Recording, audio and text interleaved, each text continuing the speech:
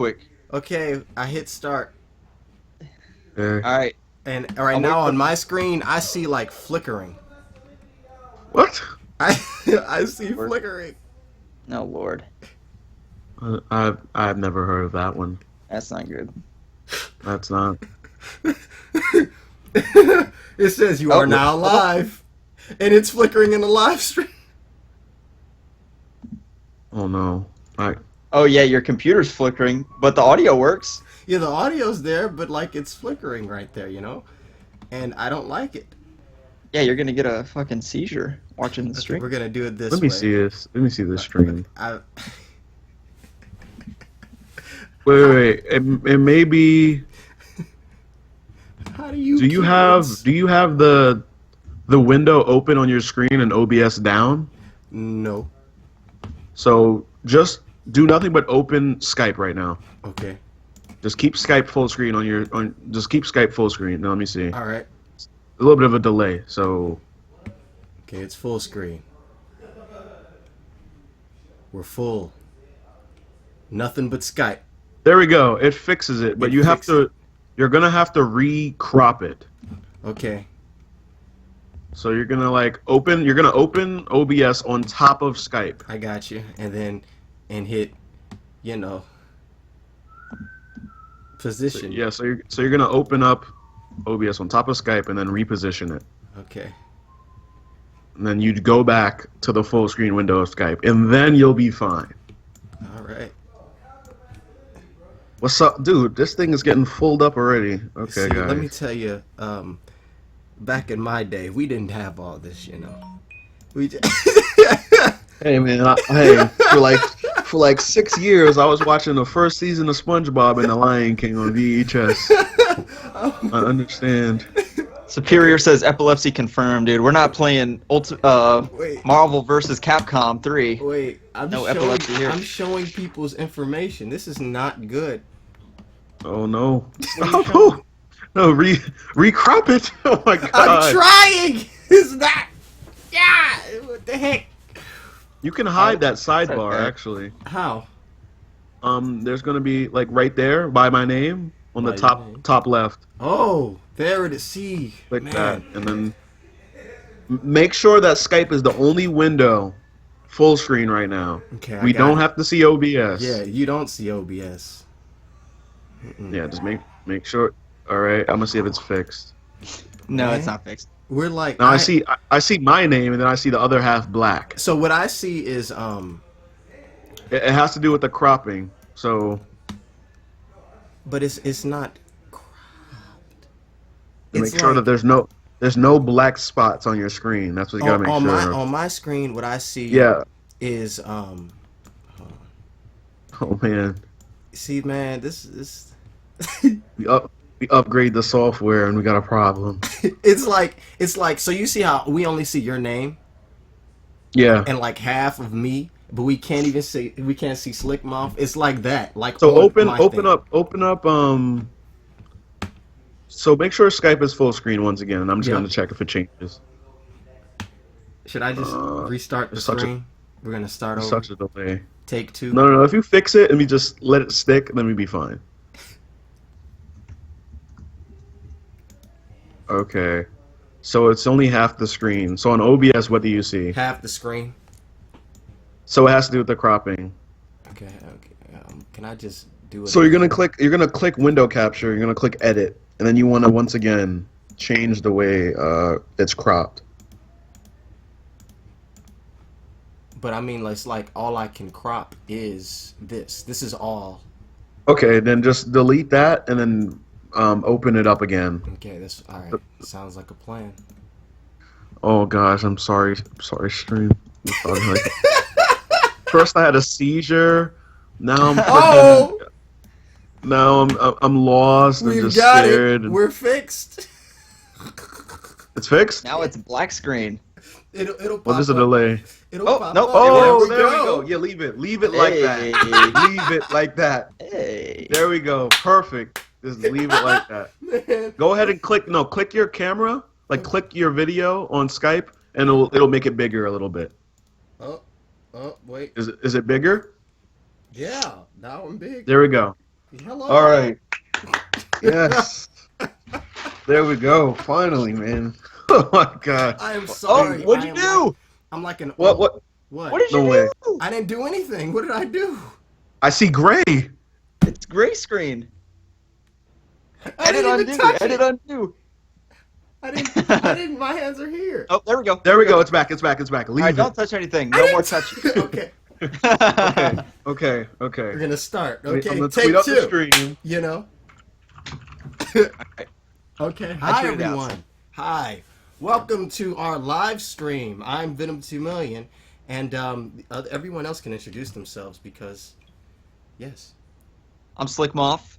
Check me out youtube.com/Slcmof. You know, subscribe, that sort of thing if you're not already subbed. And yeah, Shock, go ahead. Okay, what's up, guys? It's Shocked, and you guys know me because I was here before. If you guys have been watching Venom stream for a while, He's like, yeah. me at So, YouTube. You can just look up ShockedHuh, and I'll pop up. I don't think there's anyone else with that name. Nope. ShockedHuh. That's very Not original. Okay, so You good? we're gonna run down the topics of what we plan to talk about today. Starting off with Spider-Man PS4. We're gonna have a little bit of a discussion with Venom, talking about why he doesn't like the game, explaining a little bit more in detail why he doesn't like the game, and then giving a little bit of some counter arguments to why he might like it, because, you know, conversation, discussion, that's how it goes. And then after that, we're gonna talk about is not showing anything at PSX was a bad move for Insomniac Games with Spider-Man PS4 and WB Montreal with their new Batman game. We're gonna talk about that. We got the Batman wizard over here, Slcmof, to talk about that, to give you guys some good thoughts. And then after that, we're gonna talk about Spider-Man Homecoming, the new costume, the web wings we've heard about, what it does, what's the aesthetic of it, how it may be used in the film. After that, we're going to be talking about some of the games that got revealed at the PSX, along with revealed before that, which is Marvel vs. Capcom and Guardians of the Galaxy, the Telltale game. After that, we're going to be talking about Young Justice, the revival of the show, what it means for other shows like that have been killed off. And if you didn't know, Venom, the producer for Young Justice actually worked on Spectacular Spider-Man. After that, Guardians of the Galaxy Volume 2. Talk about that after the trailer and exactly what we liked about it and all that stuff. So that's it. That's all we'll be talking about. Cool. That's a lot of topics. Those are there's a lot. It's a lot. Because you combine some stuff. You combined Guardians of the Galaxy by Telltale and Spider-Man. That's two big things to talk about. And talking about the Batman game, too. So I can probably talk about that for hours. So I'll try to avoid doing that. Well, this is going to be a long stream. Yeah. Oh. Yep. I set it up. Well, this time is perfect because if hopefully I have till 7 o'clock is when I have to leave. And Oh, it's 4 not going to now. take that long. So yeah, but I mean I've got time. We're good. So yeah. Cool. Yeah. All right, let's do it. So the first thing you said, we're talking about the wonderful Spider-Man Spider-Man PS4, game. Just about how you. Well, first of all, you don't have to be attacked. You're not going to be attacked. I mean, I'm ready. You know. Yeah, you're not going to be attacked for your damn opinion. Because for some You gotta reason, be used to it by now, man. yeah, Man. for real. Like Man, But that. still, pissed we're just going to people talk a little off. bit about the pros and the cons to what we've seen so far, Okay. and what you dislike, and me and Slcmof's rebuttals. Me and Slcmof have been covering the game for a long time, so together, combined, it should be a good rebuttal. So We're going to try to roast you, basically. I guess once again, you can give some of your reasons for not liking the thing. I'm just gonna give you the spotlight, and then if there's anything that me and Slcmof can, talk to you back about, then we just say it. Okay. All right, so I want to first start off by saying people think that I am like... wait. Oh, go ahead. Happy birthday Thank to you. Venom 2 million. Hey! It's his birthday. Let's sing, no. Let him I'm know. not singing. We don't have to say it. It's fine. But so people think first off that I don't want this game to be good, and I don't understand. My name is Venom 2 Million. In case you didn't know, Venom is a character in Spider-Man, so I clearly have a fondness of the character, and I don't want anything of this character to be bad. But with that being said, I've been burned. The Beanox broke my heart. When the Amazing Spider-Man 1 came out, well, first when it was announced, I was excited. That's when I really started doing YouTube, and I was like, oh my gosh, Amazing Spider-Man 1. I'm so excited. I'm making theories, speculation videos. You know, I'm like, oh, I was engrossed. Then the game came out. I got it first day. The day it came out, I got that game. And I played it, and I was doing not live streams, but I was uploading my gameplay, and I just did not like this game. It was nothing about I did not like it. I was like, oh, I just don't like it. So then they made Spider-Man 2 was shown, and it looks exactly like the first one. And the DLC. Yeah, and I call it out. Like I had a lapse of time when I was not on YouTube.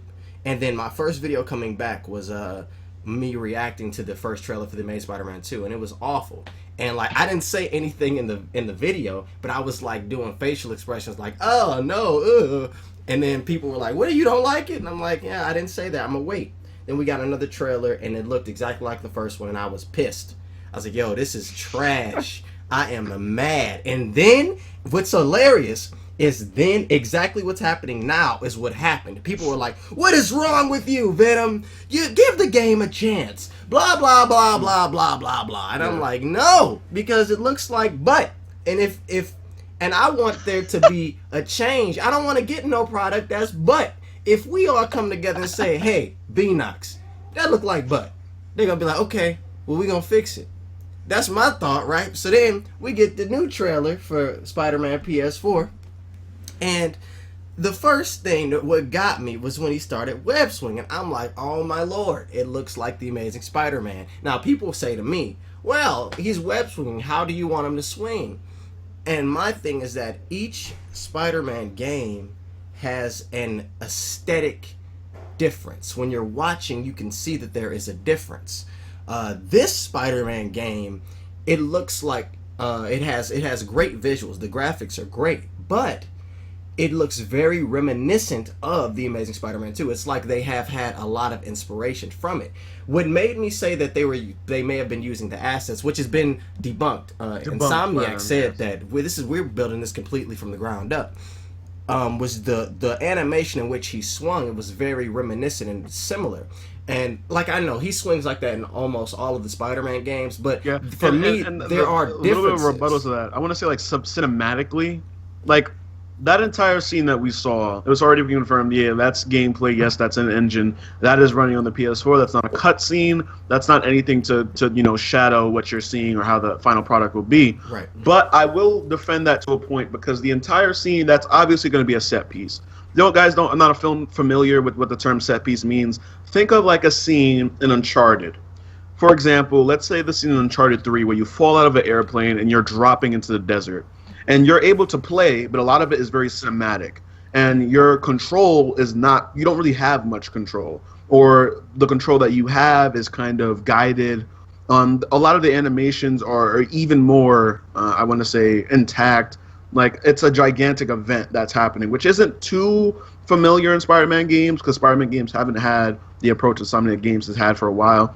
But that entire scene that we saw of him going through the diner and stuff, you could tell that was in-game.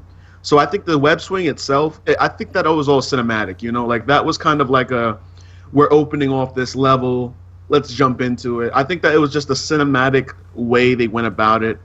I mean, hopefully it's not the same camera angle and stuff, but I can see why you thought that, because a lot of people did. A lot of people did. Let me put in my 2 cents. I feel like your skepticism of the game is sort of unfounded in regards to, like, I understand you got burned on the Amazing Spider-Man. Those games are not very good. But the thing about it is those games are basically tentpole corporate BS. They're like factory games. They like go through the processing line and there's no heart in them. They're made to parallel the game. They're basically game movies is basically what they are, to parallel, and they are promotional and marketing material for the film, to profit off that. Very different what we see with this game, and we see Marvel's initiative with Marvel vs. Capcom and also Telltale's Guardians of the Galaxy game, that I think they're really trying to make their games good again. Well, it's probably about a decade too late, but nonetheless, it's good to see. Better late than never, absolutely. I think this game's going to be completely different than the Amazing Spider-Man games in terms of not even in terms of like what you can see, but just like what they're putting in behind it, what they want to accomplish. It's way, way different. So I think it's like two different calibers, the way I see it. Yeah. I had a quick rebuttal because I knew your past thoughts as, someone that watches your channel actively. I've heard your thoughts, multiple times. So I think that a good rebuttal in terms of, I know you right now do not think this will be a good game. But personally, I think I talked to you about this a little bit off stream. We were talking about, game developers and behaviors that we see with a developer like Square Enix. Developers that spend 10 years, 8 years working on one game. And I thought that it was a little bit interesting. Not only that, but a little bit strategic from Insomniac that they don't want to show anything, and not even, I want to say, letting the hype build, but not even really worrying about the hype and more so worrying on the game. Because I'm telling you, when you should see that tweet that Insomniac posted saying that they weren't showing anything because the salt was real. And even with or without it, I think that this game, with the power it has behind it, Insomniac Games has a great track record in terms of developing. Activision has been stripped of all their rights. That's why you see that they remastered Marvel Ultimate Alliance, the 2 games, which wasn't even a remaster. It was obviously just thrown out there for money. They lost all the rights to that. They're not allowed. They don't have any more rights to Marvel properties in terms of the game department. And Sony, not only is this an exclusive, which loses them a broader audience. The thing about exclusives, too, you don't have Xbox anymore. And that's a big selling point. I think if they were going for the money, they would have made it PC, Xbox, Wii U, the Switch, whatever, and throw it at everything. PS4? Yeah. I'm saying, like, because it's Sony. No, exactly. Spider-Man That's Sony. What I'm saying. It's an exclusive. Okay. What I'm saying is, like, the other Spider-Man games, which were made, a lot of them are made just for money. You could tell because they're thrown at every console. Well, the problem with that is you could make a very strong argument that the Batman games are made just for money too, though. But they're great. No. I'm not saying that. I'm just saying, like, from what we've seen before. Like, because we've seen a lot of just thrown out Spider-Man games for no reason. For the record, I agree with you. I'm just playing devil's advocate. I mean, you're right. Yeah, I understand what you're saying. I mean, I'm not trying to use the point to that way, but I'm talking about the way Activision went about it. And Activision is a company that we know likes money. So we could tell that. Do they really? No way. Not Activision. I'm saying from that, I think that, especially the talent behind it. I'm not sure if you played the Uncharted games, but the lead designer, the lead animator of Uncharted 4 and The Last of Us is working on that game. He's moved away from Naughty Dog. He was a veteran there. He was there for a while and went to Spider-Man PS4 as lead animator, and he's working on that game. And another thing about that is the gameplay that we saw, right? A lot of us were thinking, especially Spider-Man community, that, hey, this game looks to be, it'll release in 2017. It looks like they're just polishing some things up. But Insomniac has been very, very stern about, no, we're not wrapping things up. No, we're not just finishing. We're still working hard here. And I think that it stands out that they got a lead animator this in the middle of development and decided to continue developing. I think that may change the date that we get it, or that may change in terms of what they were looking to do. Because, I mean, for that to be in-game, it was creative. I thought, like, the scene of you going through the diner like that, I haven't seen that in another Spider-Man game before. So that's what stood out to me. That's why I kind of liked the game even more, because I was like, hey, finally we get some more Spider-Man-like events. Like the cinematic events we see in the movies or in the cartoons and the comics and in-game, like people kind of wanted it. I mean, do you think that the people behind it are strong? I think that I don't think that any developer, or just like any filmmaker, when they make a movie or a game, they say, hey, this is going to be bad. I think that there are a number of things that go into it. So like with the Amazing Spider-Man 1, that game actually had like a number of years of development, because it was originally Spider-Man 4, and then they were scrapped that and they restarted. So that game had been in development for a while.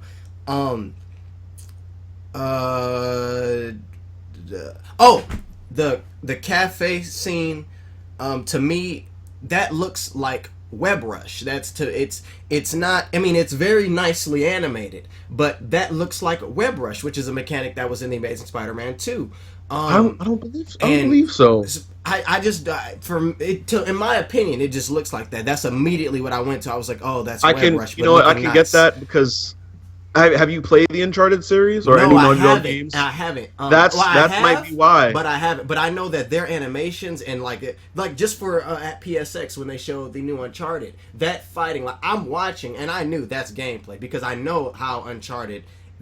How it visually is. That's kind of how it stood out to me, and I think that's why we may have a little bit of a contrast because you haven't gotten to experience those games, and I think that as all of us that play games, I'm not sure if Slcmof has played the Uncharted games, but what the Uncharted games have done animation wise has literally put a stamp in the video game industry.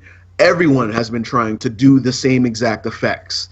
The animations that they use are not only they're cinematic, they're intrusive, and they all feel smooth at the 60 FPS, 30 FPS. It doesn't matter. They make sure that it feels smooth. They make sure that it feels humane. Mm-hmm. So that scene, I understand why that could look like WebRush because it's like, hey, I played the Amazing Spider-Man 2.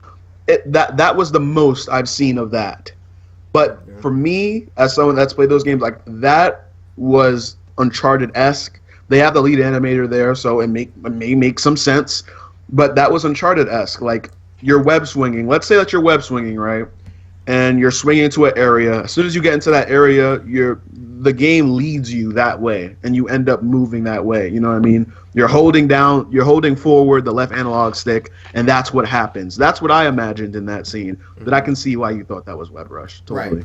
Right. So with my perception of that being WebRush, the camera angle when Spider-Man was swinging, everything else, I was like, I mean, it looks nice, but there are aspects of the trailers for the previous Spider-Man games that look nice as well. I got burned twice. I'm not doing this again. If I don't, and the thing about me, I love conversing and hearing other people's opinions, and I love giving my own. But at the end, I don't care if my opinion upsets you. So, like my video problems I have with Spider-Man PS4, I made it knowing I'm about to piss people off. I made it with the intention, like I'm in the comment section, people are going to be mad. But my thought is, it's one thing to disagree with my points. It's one thing, but what in that video, you know, what I showed, it was kind of like, okay, you know, because I talk to I go to a university, and I have a variety of different people that I know, and one person that I know, he's not a game designer, but he's created games before. He's been in that field. He's an artist, and I showed him that scene, and from my video when it's the Amazing Spider-Man web swinging. And the Spider-Man PS4 web swinging, and he said that is very similar. And he mentioned how when you're animating your characters, that there's, you know, you have the skeletal figure, and then on a top of the skeletal figure is the actual model. And he says that you can just tweak different parts of the skeletal figure so that the animation looks different. And he said just from looking, the amount of tweaks were very, very, very like subtle. There was not a lot of tweaks, which made me be like, oh, okay, so they could be taking assets, you know. But Insomniac said they're not, which makes me feel a lot better. I don't want the game to be bad, and it's not that right now I think, oh, the game's going to be bad. What I think right now is that I want to see something that can excite me, because I'm not going to just get, I'm not just going to get, oh, another Spider-Man game, because of it being another Spider-Man game. I'm tired of that happening. You know, honestly, I'll be 100% honest with you. I want, if I could choose any game right now, I want a Superman game. I'm more excited about the potential of a Superman game than another Spider-Man game. I'd have to be worried about, like, who the hell has to be behind that? Because developing a Superman game is not easy. Rocksteady. It's not. Rocksteady. But it could be so dope. Years. I think that could be so dope, man. It could, No, I wanted a Flash game for a long time. Remember that scrapped Flash game? Have you guys seen that, man? Yeah. That was a great... Dude, the concept of it. Imagine Arkham-style gameplay, but it's in slow motion, dude. Like, you're moving quick. That'd be crazy. All right, but let's move from that. Yeah, let's move on. And let's talk about the not being shown at PSX stuff. Do you feel... like I told you, we brought up Square Enix a little bit earlier. Do you feel like this is a terrible decision, not showing anything at PSX, or do you feel like PS4? For Spider PS4? Okay. And then we'll go to Batman later for you. I'll go ahead. For Spider-Man PS4, I think it was a mistake to not show something, not because it's going to depend, hindsight basically on, when the game's going to be revealed, if they should have shown something. I think they should have, merely on the fact that they announced the game 7 months ago now, or 6 months ago, whatever it was, something ridiculous. And we haven't gotten anything since then. That's just poor marketing, the way I see it. You have to have a consistent, a planned, and intentional marketing strategy, and it does not appear that they have that. Whether they announced the game too early, what I'm arguing is it doesn't really matter. They have to fill the void, and so many people comment in my videos. People are literally forgetting that a Spider-Man game is coming, most likely in 2017. That's insane. That's marketing. That's marketing's fault. There's no reason. I have like a two-sided answer to that, and the first one is no. I feel like they're focusing on the game because I've seen developers do this for so long. Like I always bring up Kingdom Hearts, Final Fantasy, whatever. They show us, how long ago did they show us Kingdom Hearts gameplay? Like almost 2 years ago, we saw Kingdom Hearts gameplay. We Kingdom got Hearts some new 3. gameplay. Was it at the beginning of this year, like briefly? Yeah, briefly, right? And no, dude, the audiences for that are huge. People love that stuff, right? They'll show you gameplay. They won't talk to you for 5 years, dude. Never again. They won't, dude. I'm telling you, look up, dude. Square Enix will not talk to you at all. They won't talk to you. They won't show you a thing. And for me, I'm just like, you know what? That means you're focused on your game, because when it comes to Square Enix, even though I may be bummed out by those guys doing the schemes that they do in terms of showing us stuff, but I know when I pick up the game, I'm going to enjoy it. Final Fantasy 15, I picked it up and I'm enjoying it. And I had to wait 10 years. I was like, 6 when they told me about it. But hey, I'm still enjoying the game. About 15? Yeah. Oh my god! And people have been waiting a decade for The Last Guardian too, and it's getting like 7 out of 10s. Yeah, that game is. Yeah. But my issue that I have is that these developers announce their games so early. Like, I think it's Sony's fault. Yeah, I get that Sony. You want to have games at your show and everything, but it's like, when are we gonna play that? Like, I believe that this Spider-Man game is going to come out. I think around the same time as the movie. I do believe. Oh my god, please, dude. But it's not gonna have anything to do with the movie, but because Arkham Asylum did that when Dark Knight came out. It's the smart thing to do. Like, people are trying to it's a smart thing to do. Think of it like, look, Captain America game.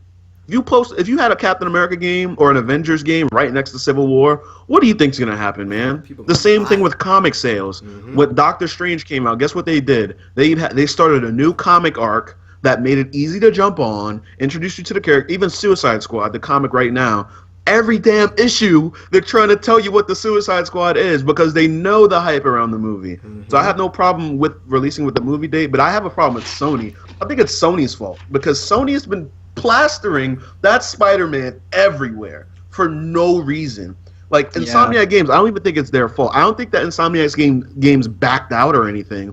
I think that Sony is just pushing it a little too hard. Like, for example, with the PSX announcement, like three months ago, they had Spider-Man PS4 as the picture on the Sony website, with like connected to the article. So of course, Spider-Man fans are like, we should see that, right?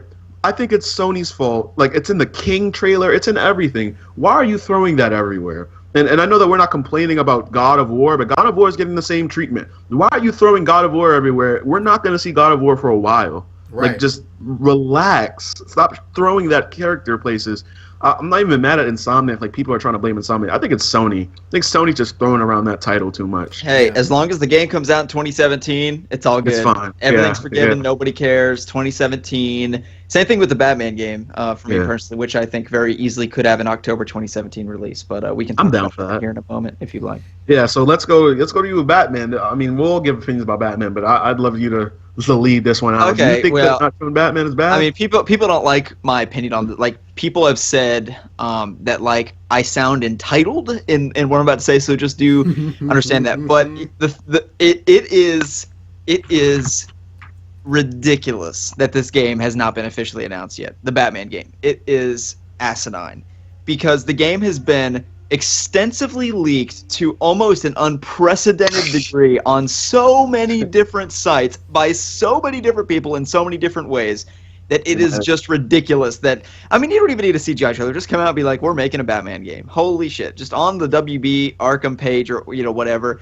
Are you sure? I can argue that, like, I personally, right, like, when they announced Crash Bandicoot, because we, just like this, we heard the rumors for months. Almost half of this year, we heard, you're going to see Crash Bandicoot, it's coming back. And people were like, okay. And every Sony event, we didn't get it. And then one Sony event, they announced it, and then they showed gameplay with it. I would have been more annoyed if they just said they announced it, but didn't show us anything. So I think WB Montreal should show CGI trailer, get people in. Even The Last of Us and the Uncharted 4 DLC, if they just announced that and didn't give us anything, it doesn't have the power. And I think you need that power with it. Like, if they just came out and announced that Spider-Man game, Spider-Man PS4, and didn't say anything else, do you think people would be as buzzing over it as they are? Don't get me wrong, you have thousands of views of people that are excited for the next Batman game. But I think that it would be even more of a punch, even more of a spectacle if it's like, yo, watch this trailer, and it could be CGI, it could be whatever. It could be The Last of Us style, and it's just an engine. And you're just showing, look, this is what it is. Just give us the breadcrumbs. Give us the Batman talking to Damian Wayne. Give us the Damian Wayne beating up some thugs. Anything. I think that would add more weight for audiences.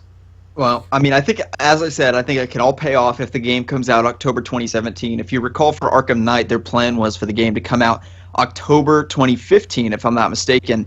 And they revealed the game only in March of 2015, if I'm not mistaken, with the Game Informer. That's 5 months. If they have a 5-month turnover, that is, again, the polar opposite of what we see with Spider-Man, where they drop a trailer and like, oh yeah, well, in 9 months we might show gameplay if we're feeling generous. Otherwise it'll be, that sort of thing. Whereas you look at Batman Arkham Knight, which in my view had a brilliant marketing campagn where it is very tight, and then the game gets delayed, so it throws everything out the window, right? But, so at this stage, it actually might work out better for us in the long run, seeing that, just them holding off on it. Maybe, you know what? I never even thought about this, but maybe, like, because we have Injustice coming out next year, too. Maybe they'll try to trickle off of some of the hype from Justice League. You ever think about that? Because no, we all know that they're completely unrelated. Let's be fair. But I mean, Damian Wayne, because of the characters. I think that they would boost the popularity up. For sure. Because think about this, like, Suicide Squad, as bashed as that movie is getting, best believe every review I've read, people were like, when Batman was in there, it was tight. As soon as I saw Ben Affleck, dude, people love Batman. It's crazy. When he pops up on the screen, he just takes it with them. So I think that well, of course, I don't know. I'm with you on the October. It sounds likely, but I think maybe they might want to trickle off of some of the Justice League hype just a little bit. Now, my thing is for them. November 27th. Go ahead. I was gonna say, for them to not talk about this game, even though there's been numerous rumors about it, is there a possibility that we are not going to be getting this game anytime soon? Like, not next year? Like, okay. Yeah, wait, Slick, do you know, like, on the footage that you saw, right, that you were analyzing and stuff, like, when they literally showed themselves making the game, do we have a date on that? Yes. Like, is that old footage? The date on that footage in particular was from December of 2015, roughly a year ago. Wow, that's crazy. The last game that WB Games Montreal made was Batman Arkham Origins. They also made this game called Legends of Chima, which is a Lego mobile game. That doesn't fucking count, nor does the Batgirl DLC. The last game they made was in 2013. It is now almost 2017. Okay. Yeah, so the way that I see it, and from what I know from somebody that is a source on the game has been in development for a while, like a long time. Now you have to consider the studio is split in two because they have two games. That's something to consider, that it could actually prolong both, but in the long run it will be beneficial for us because they'll come out within a reasonable time within one another. That's the way that I see it happening. The two games are the Suicide Squad game and Batman? Well, I don't know about Suicide Squad. That's the leaks. Okay. That's what the leaks say. Well, about the recent leaks, right? I've noticed this, and we're gonna get into Marvel, Capcom, and Guardians of the Galaxy later on, right? But did you notice? I have the same feeling about this too.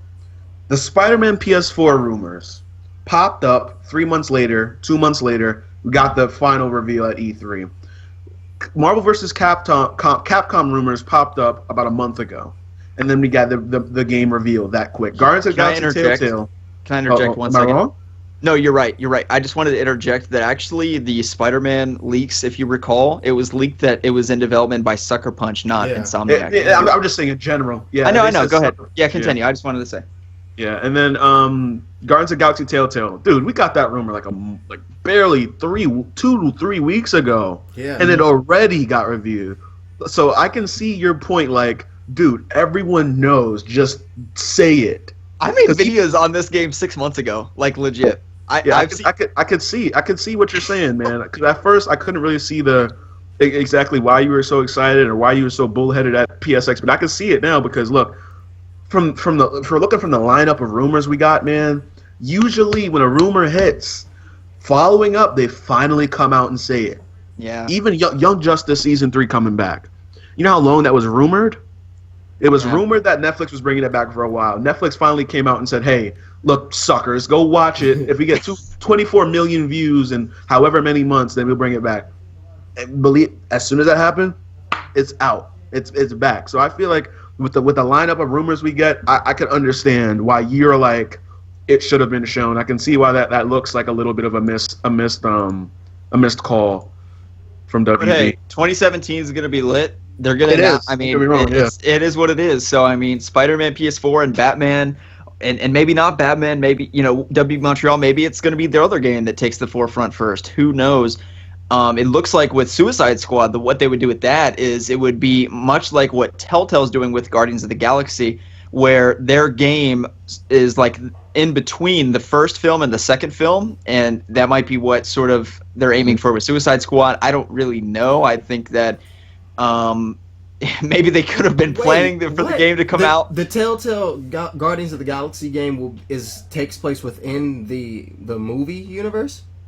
Is that a rumor? No. I didn't mean to say that. What I was saying is like it. Okay, no. Yeah, when I say it takes place, like I mean it comes out. Oh yeah, I was about to say. However, the teaser trailer has a scene right from the movie with the music playing. You know what I'm talking about? Yeah. So maybe it will be now. And also, I don't think it was straight from the movie games, as much as I thought it was like just hey, you have to keep that remembrance because for that brand, for that property, no one, you can't unless you're a big Marvel fan, you can't X no one and be like, yo, tell me a Guardians of the Galaxy comic. Tell me some aged characters. Tell me some Silver Age characters. They're going to be like, I don't know. I only watched the movie, or I don't know. I'm only reading the modern day run. So I think that for that marketing, you have to sprinkle in the MCU in there because people will be lost. It's going to be the MCU characters, and it's also going to be based on it. And it's possible that it could be connected to the MCU. I mean, their games on The Walking Dead are connected to the comics universe. They're canon. I don't think. You know what? I don't think that they'll do connections to the MCU because you have more freedom if you just do the.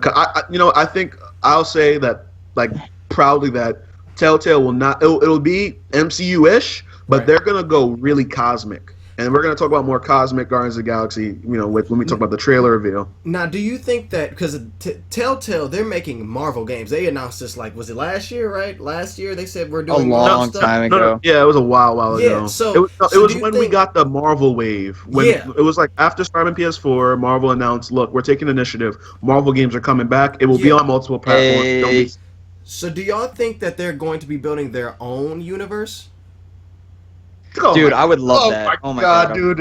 Are we gonna talk about dude? I didn't even make a video on this, but hey, Marvel loves continuity. Right. Spider-Man will 100% have his own universe, but if they do other other companies and other properties like Iron Man, Avengers, whatever, is they have to find out: are we gonna keep doing exclusives here? Because we can't have an exclusive PS4 universe. That's going to be hard. Right. And if we make an Iron Man game for Xbox, keep it exclusive, it's not fair because then what's the connectivity to the Spider-Man game? I didn't even think about that because imagine this. If I'm an Xbox player and I want to play the Marvel video game universe and I want to be like an aficionado like I am for the MCU and I can only play fucking half the games because they're all... I can see the argument for why they're not going there, man. Because like, from what I'm seeing, like in terms of Xbox, like why the exclusives are going to Sony that much? Xbox has little to no exclusives, and I feel like if they release like a Marvel game, it could do good for their exclusive. But I feel like in the long run, it might not be as well because the Xbox One isn't selling as well as the PS4. So you think no, maybe I think it's just gonna be either PS4 for Marvel games. I think it's gonna be just PS4, or it's gonna be on all consoles. That's the case with Marvel vs. Capcom. What I'm saying is, if I'm on Xbox and I want to consume the Marvel video game universe in its totality, and I can't play like the first one in the new universe that they're starting up, I mean that's lame. You can't have that. It doesn't work. But the only thing about that too, that we know this Spider-Man's more experienced. He's an experienced Spider-Man. He's an adult, so we're not going to be having the whole "this is the birth of a universe" anymore. So these characters are supposed to be recognized already. Do you guys think that it's possible that the Spider-Man PS4 game is a timed exclusive? No, it's impossible. No, not at all. Why? Sony, it's Sony themselves. It's not a Tomb Raider where Sony is not hands-on with it. It's not Tomb Raider where Microsoft is not really as hands-on with it. This is Sony owns Spider-Man. Sony's trying to get out of debt. Sony right now is the reason why they're in the MCU right now is because money's running dry. We might have to sell something. Right. So yeah, Sony's publishing the game. Yeah. Sony's publishing it. They're gonna make sure. But that's the same thing that happened with Tomb Raider. But it wasn't the Mass Effect games. So. Yeah, Microsoft published those. Microsoft published Tomb Raider. They publish it? Yeah. They don't own the character of Lara Croft. That's different for Sony. That's what I'm trying to say. Like they own this character. But Sony only owns the cinematic rights to the character. Yeah, Marvel still has the television rights. They have the merchandising rights. They have everything else. All Sony has is the cinematic rights. So think about that. So how much are you trying to milk that bad boy? Right. How much are you trying to milk that? Because look, the reason why they went to the MCU, remember, money's short. Yeah. So if they're putting out this Spider-Man game, of course it's going to come out close to Homecoming to make sure they get the most money out of it. Along with that, they have to keep it on PS4 because look, you keep this as an exclusive, as a heavy hitter for yourself, and guess who's buying PS4s? The Marvel fans are because you already hear it from, if you've been on Twitter, people are like, I'm only getting a PS4 because Spider-Man's there now. Yeah. You know what I'm saying? So if it's a timed exclusive, they're going to announce it ahead of time. That's what they did with Tomb Raider. They said it's a 1 year. It's a 1 year. They said it really early, didn't they? I don't think they're, because I feel like that the circumstance was different. They did it with Tomb Raider because people were pissed off because nobody was buying that dumb Xbox because of whatever happened. So I think that Tomb Raider, they already had a document ready. They produced, like, as soon as the announcement happened, the document went out. Like, we know you're mad, blah blah blah blah blah. I think that because of the circumstance being different, it's possible that if this was a timed exclusive, nobody would say anything. You know what's interesting though is that the backlash for this game being a PlayStation exclusive is not all that high. Right? Because who's on like Xbox? I said before. It's the PS. Look at this, man. I'm like talking as a video game owner. I own a PC, a PS4, and an Xbox. I rarely touch my Xbox. I used to love Xbox because I was a gigantic Halo fan. Gears of War. Those were my games. I used to play that all the time. But now Xbox's exclusives have ran dry to the point where there's no reason for me to really feel to buy it. Not to buy it, but to play it. And if you look at the sales, PS4 is still owning sales. Call of Duty have moved to PlayStation, which is a big seller for a lot of people. Call of Duty still has hundreds of thousands of people that are going out there. Because remember, Xbox, another reason why they succeeded so well, Halo and Call of Duty. Those guys were never moving. And Halo hasn't moved, but Call of Duty has. And you know that but they picked up Battlefield, so it's they did pick hotter. up Battlefield. I could see that. I mean, I think it's a good console. I do think I feel like Sony's playing hardball right now. This is sort of a digression from like the topic at hand, but I think Sony's playing hardball. They're like, oh yeah, we'll just buy Spider-Man and make millions of your customers sell it on GameStop for $50 and buy a PS4 is basically what happened there and is what's going to happen there. In regards to them, I mean, again, like, okay, you've got Tomb Raider a year early, big whoop, and I bought it on release day on my Xbox One. Yeah. But like, I enjoyed Tomb Raider. I played it on PC. It's a good game, but it's not going to push units. It's not exactly. It's not pushing. Especially when I heard it was a time exclusive, I said I'll wait. I said I'll wait, and I waited, and I played it on PC, and I loved it. It's Yeah. you know, it's an issue for them, but you know, what I was saying is they need the next Halo. They don't need Halo 6. They need, what is their next thing that is gonna be Halo? That's the thing that PlayStation's even when you watch the PSX event, and I know you what were. What is the next Last of Us on Xbox? You were frustrated with a lot of it with the PSX event, but what I noticed is PlayStation is given a lot of room to shine in terms of indie. They're giving a lot of different indie, and people love the indie stuff. Don't get me wrong. Like, I know that sometimes you watch it and you're like, oh my god, again. But there's a market out there. People enjoy it. You know what I mean? People do enjoy it. Along with that, they do have the AAAs in there, but they don't have to throw it at your face. Right. You know, they kind of try to make sure that everyone gets the good room, that there's a bunch of games to make it really feel like a hub for you. Right. And I think that the thing that Microsoft is missing is having those heavy hitters.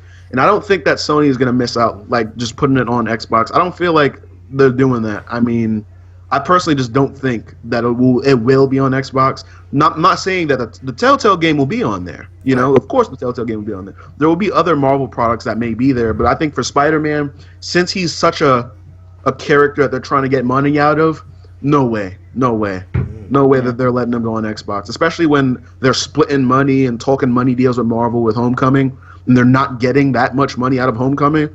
No, there's no way that they're going to let them go over there. It's sort of unfortunate, but I wish it was on all consoles. I can see why. Because some guys, they have an Xbox One, and you just can't get anything else, and I understand that. Completely understand that. And it really sucks. I mean, I had, before I was a YouTuber, I couldn't buy a PS4 to play the game. Dude, I had a PS3 for years. I bought an Xbox One first, and like, short of selling it and buying it for like $400, which isn't gonna, you know what I mean? So it's shitty, but you know, it is what it is. Business is business. So in conclusion, are we agreeing that Batman? I agree that Batman not being shown is an error. I know Slcmof agrees. Do you agree, Venom? I think that they should show the game when it's ready. Because of them not saying anything about it, I can't get mad because I'm not mad at it. It doesn't exist, you know. So like, so like, I if it's not ready to be shown, don't show it. I don't like going through waiting for games for 10 years. Kingdom Hearts 3, Final Fantasy 15. I don't like doing that. So The Last Guardian. Like Last Guardian. So if you're gonna, I love it if, like, say next year they say, yeah, we got a new Batman game and it comes out tomorrow. Like, fine. But if they're gonna announce it, there needs to be a release date within reach. So for me, I'm not that upset about it because what Batman game? It doesn't exist. It's like you ask, so you guys are making a new Batman game. I know nothing about that. You sound like the WB CEO in his emails to IGN.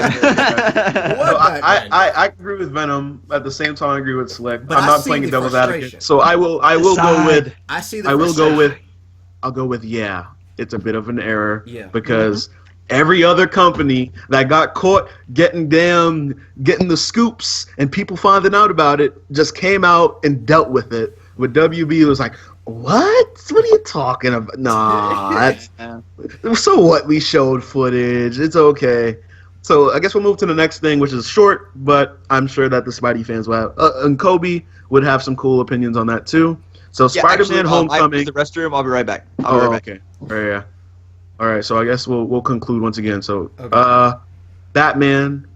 I conclude at least from what we say. Venom says it's okay. Show it when it's done. I say you should have just fed up with it. Like, I'm not mad at you, but please, you're like that guy that got caught in school doing something and you have to keep BSing saying you didn't do it. Just come on, puff out your chest and say you're making the game. Show us something and then bam. That's all you need to do. You're like, what game? Huh? Spider-Man not showing anything. Do you have any opinion on that, Venom? I wasn't expecting them to. I'll be 100% honest with you. Me either. I mean, they said they weren't going to be there. Yeah. Even before then, I wasn't expecting it. I figured that when they show this game, they're going to put their best foot forward. I don't have sources or anything, but I do know that somebody has seen my video, and I was told someone saw my video. So let me tell you about this too. I DM'd Insomniac once. They DM'd me once, dude. I freaked out, dude. I was like, oh my god. Yes, I remember that. Dude, they talked to me once. Because remember, I had a video. I said something wrong. They tweeted at me pretty stern, and I was like, oh shit, dude. Like, I hope to God I'm fine. They DM'd me, and we had a really short, like literally 4-line conversation. And basically, they're nipping in the bud all the bullshit about their game. They do not want that out. Like, They don't want any garbage about their... Like, people were posting garbage screenshots in The Amazing Spider-Man 2 saying, is this your game? LOL. And Insomniac would respond like, nope. Yep. Sorry. Nope. That's not our game. I mean, it was a good joke, but no. I think that, like, they know what people want to see. Mm-hmm. And why I like this game so much is Marvel is behind it. Finally, Marvel's putting people in there and having people that know the world, know the universe, and know how the fans think. It's the same reason why you can argue that we have writers like Jeff Johns that are so powerful, or even the people that's leading the Marvel Cinematic Universe like Feige that are there, because they are the true fan. They know how you react. Yeah. They know how we react during stuff. Right. So I think that it's great that they didn't show anything and that they're ready to hit us with that gameplay trailer. Yeah. Because I guarantee you, when we see Spider-Man PS4, it's going to be exactly how you saw the Uncharted 4 DLC. They're going to just start it. You're not going to know what it is. You're going to start to recognize what it is. You're going to get the build-up. You're going to see the gameplay. There's going to be a climax of events. You're going to see a set piece, and it's going to be over. And then people like you, Venom, those guys who out there that are skeptical, that are like, I don't know how this game's going to be, no more nipping around the bud. I mean, you have to just throw it out there and let people know this is going to be good. Mm-hmm. So I think that Insomniac knows, like, they have the right people behind it. Finally, I mean, at least I know you agree with me on this. Marvel's finally getting the garbage out of here. As soon as they stripped Activision of the rights, that happened a while ago. Mm-hmm. I was like, oh damn. As soon as they took the rights away and said you can't sell these games anymore, I was like, damn. You can't work on anything. You can't do anything. We're changing up at Marvel. Mm-hmm. So in conclusion, me and you are like, hey, it's not a mistake for Spider-Man, but for Batman, it is a little bit of a it's a little bit of a school situation. Like, you did something, just might as well come out. Man, Kobe, are you back? I'm not gonna lie. Yeah, I'm back. If I was WB though, and I wouldn't say none either until we ready, I'd be like, hey. Yeah, like I said for Slick, man, it's a two-sided argument, but like I said, there's still a big part of it. Like, you might as well, but I understand. Maybe they want to be a heavy hitter, like I said with Insomniac, and they just want to be like, how about we just show, since it's Damien, we'll have different gameplay or something. Right. So how about we show them a scene or a set piece that's different from the other Arkham games and have them kind of be puzzled until we flash that Batman logo at the end. No, I got a question about this before we go to the next topic. The first question is, do y'all think that it'll have Arkham in the title? And if so, yes. do you think that this is going to be canon to the Arkham, like aside, because I know Arkham Origins is canonically messed up. I don't know. So that's the only thing about me, like, because like Origins, it just showed that they didn't care. Yeah, they just did whatever they wanted. And don't get me wrong, I liked Origins. That Deathstroke fight made the game for me. That Deathstroke fight was everything. I loved that fight. But otherwise, like, in terms of canon, I don't know what they're gonna do. They ended Night on a somewhat perfect note. Somewhat. It was cool. It was dramatic. It was really interesting in terms of Batman having this plan just in case ever the day would come he got his identity found out and he would just disappear. Kind of how in The Dark Knight Rises we saw that happen. It was similar in some regard. So maybe I feel like it'll be loose. Like, think of it like Uncharted fans played Uncharted 3. And there was a little bit of an origin for Nathan Drake. But in Uncharted 4, they showed a different origin in a different time of his life. Like, he was older. So it may be loosely connected, if you know what I mean. Like, it's going to be an Arkham game. But they won't exactly just tell you everything. That's what I think, at least. You know, it's really interesting. I happen to think that it will definitely be a Batman Arkham game, and moreover, I sort of disagree. I think it will heavily tie into the Arkhamverse. We'll see Bruce Wayne reminiscing his experiences. I'm not saying that, but I'm saying, like, in terms of like the Nightfall thing. Do you think they'll explain exactly what happened with that? No. I feel like that could be messed up with the narrative, because it's like, Bruce, why are you narrating me what happened? It's been 20 years. I'm old and I'm Damian Wayne. Like, why would I need to hear that again? You know, I feel like it doesn't work with the narrative a little bit. I think he'll explain his reasoning behind it, and we'll also definitely see what happened to Gotham in that 10 years. We'll see, you know, what happened with Jim Gordon as mayor after Batman Arkham Knight. You know, if things turned around, that's generally what happens when Jim Gordon becomes mayor. We can look at it, you know, in a ton of different instances. So, yeah, I mean, it's interesting. We'll see. It's kind of early to speculate on that sort of stuff, but it's fun to talk about. Yeah. So, all right, next topic. Spider-Man Homecoming has been revealed to have a little bit of a suit upgrade that features the web wings. This was shown at Comic-Con Brazil, and they had a little event where they got some Spider-Man Homecoming trailer footage. It may not have been a trailer or something that was made specifically for them kind of at Comic-Con, how they got their own thing. So what do you guys think about the Spider-Man Homecoming web wings? Do you think, I mean, personally, I know it doesn't really do anything for him, but do you guys think it's a cool aesthetic or anything?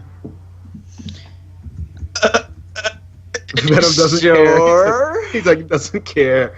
I don't care. Is Iron Man giving him these web wings? Like, apparently so. Okay. Basically, like Spider-Man's armpit hair. It's kind of weird. I mean, I think that it's nice. Sure, you know, let's go back. In the comics he had web wings. That's great. Okay.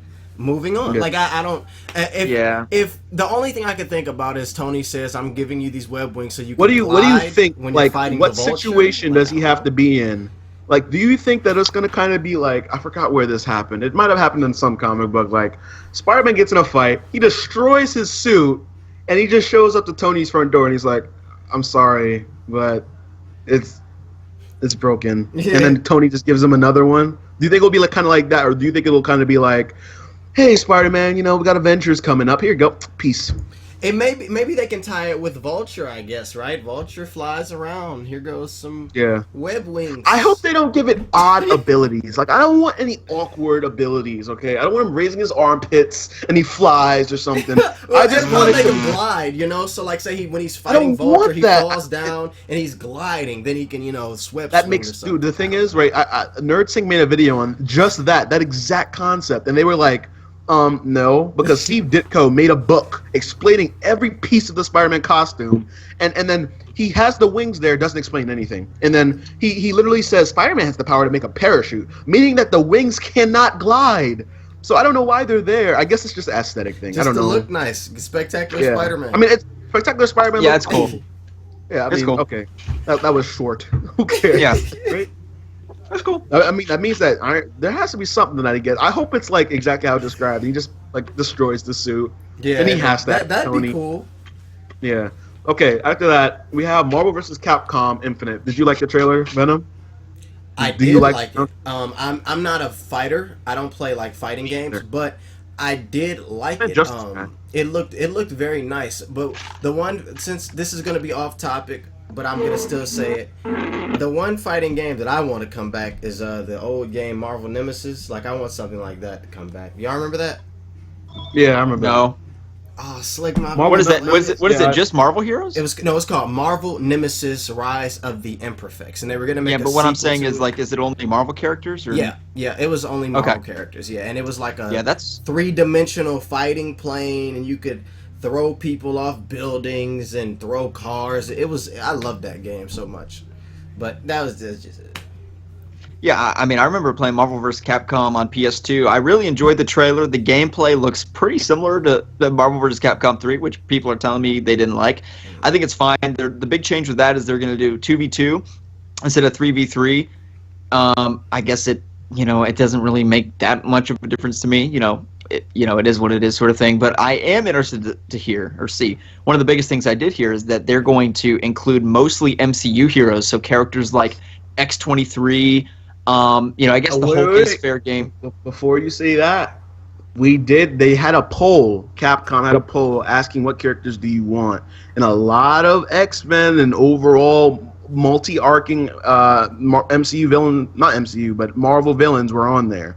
Like, someone asked for Cyclops, someone asked for X-23, someone asked for Venom, Anti-Venom. Like, they had like a little poll, but it was Capcom asking. So I think that they may be open to a couple.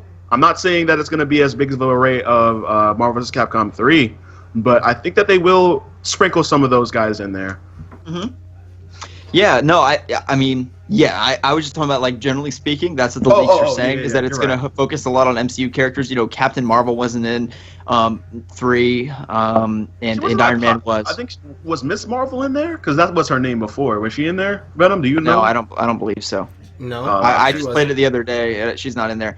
But yeah, you do have a lot of other. I mean, it's kind of crazy. Like, I was kind of freaking out because, like, Dormammu's in the game. Like, I don't know, just like really cool. You wouldn't expect to be in there, but you know, it's cool fan service. So it definitely taps into the exteriors of the Marvel universe a little bit, which is. I think that it was nice. It was also, this is the maybe another sign of Marvel finally doing the right thing. But Capcom, this is the first time in years that they have internally developed a game. They have not been developing the last couple of games like in their offices. It's always been other companies. So this is the first time that Capcom themselves are developing, like in their own studio. Yeah, in a while, that is. Not saying that they never did it, but in a long time, it hasn't happened when they do Marvel vs. Capcom. So they're finally back and doing their thing. I think it's cool. I think it's another sign of Marvel being like, let's bring back this stuff. Let's get a good. You need to have a good taste for all different types of people. I think that the MCU is good at this at times. You have a different array of movies, and Captain America is the ones that a lot of people like rely on because they like that more.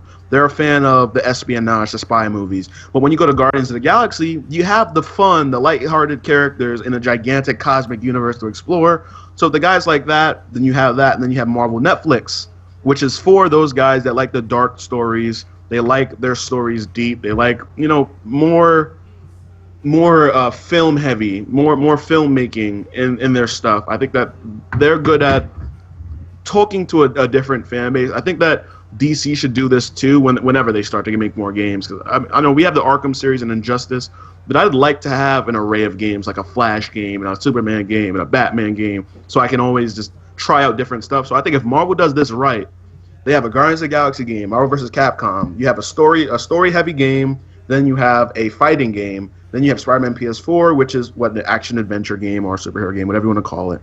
And then they continue making games, and I want to see what genres they tap into next. I think it was smart that they came out with Guardians of the Galaxy, especially because a lot of people love those games. And Batman's a big hit right now, so it was good that they jumped on that ship. Yep. I've been trying to figure out why is it that we don't have more DC characters? Why don't they have their own games? I think it's risky. I think it's just a risk thing. Along with they love Batman. I think it's those two things. One, like you said Superman game earlier, and I was like, depends who's developing that game because it could easily be bad. It could easily be bad. I think like a part of the answer to that really is in terms of like the power of the popular, like let's look at the most popular DC characters, right? Batman. The Flash, Superman. Now you have Batman. That's why they make so many damn games for him because he's so popular. Yeah, but dude, he's look also up easy Batman in anything. He has so much mass media, animation, film, everything. And what I'm saying is like it's hard, dude. It's hard to make a Superman game. That's not easy. It is. That's what I was. It's way harder than making an Iron Man game. It's way harder than you know what I mean. It's way harder than making a Captain America game. So you have to establish so many things that people want to do as that character. Dude, like Superman. Here's the thing that I was talking about. Like I was trying to point out in my game as to like why it'd be really hard to make a Flash game. The Flash can run around the world in about 3 seconds if he's running it the fastest he can run. Right. If you're trying to create an open world game that just takes place in one city, like it's gonna feel like you can't go anywhere. You're gonna feel like like you know what I mean? Like you can't make the map big enough to encompass how fast this guy can run.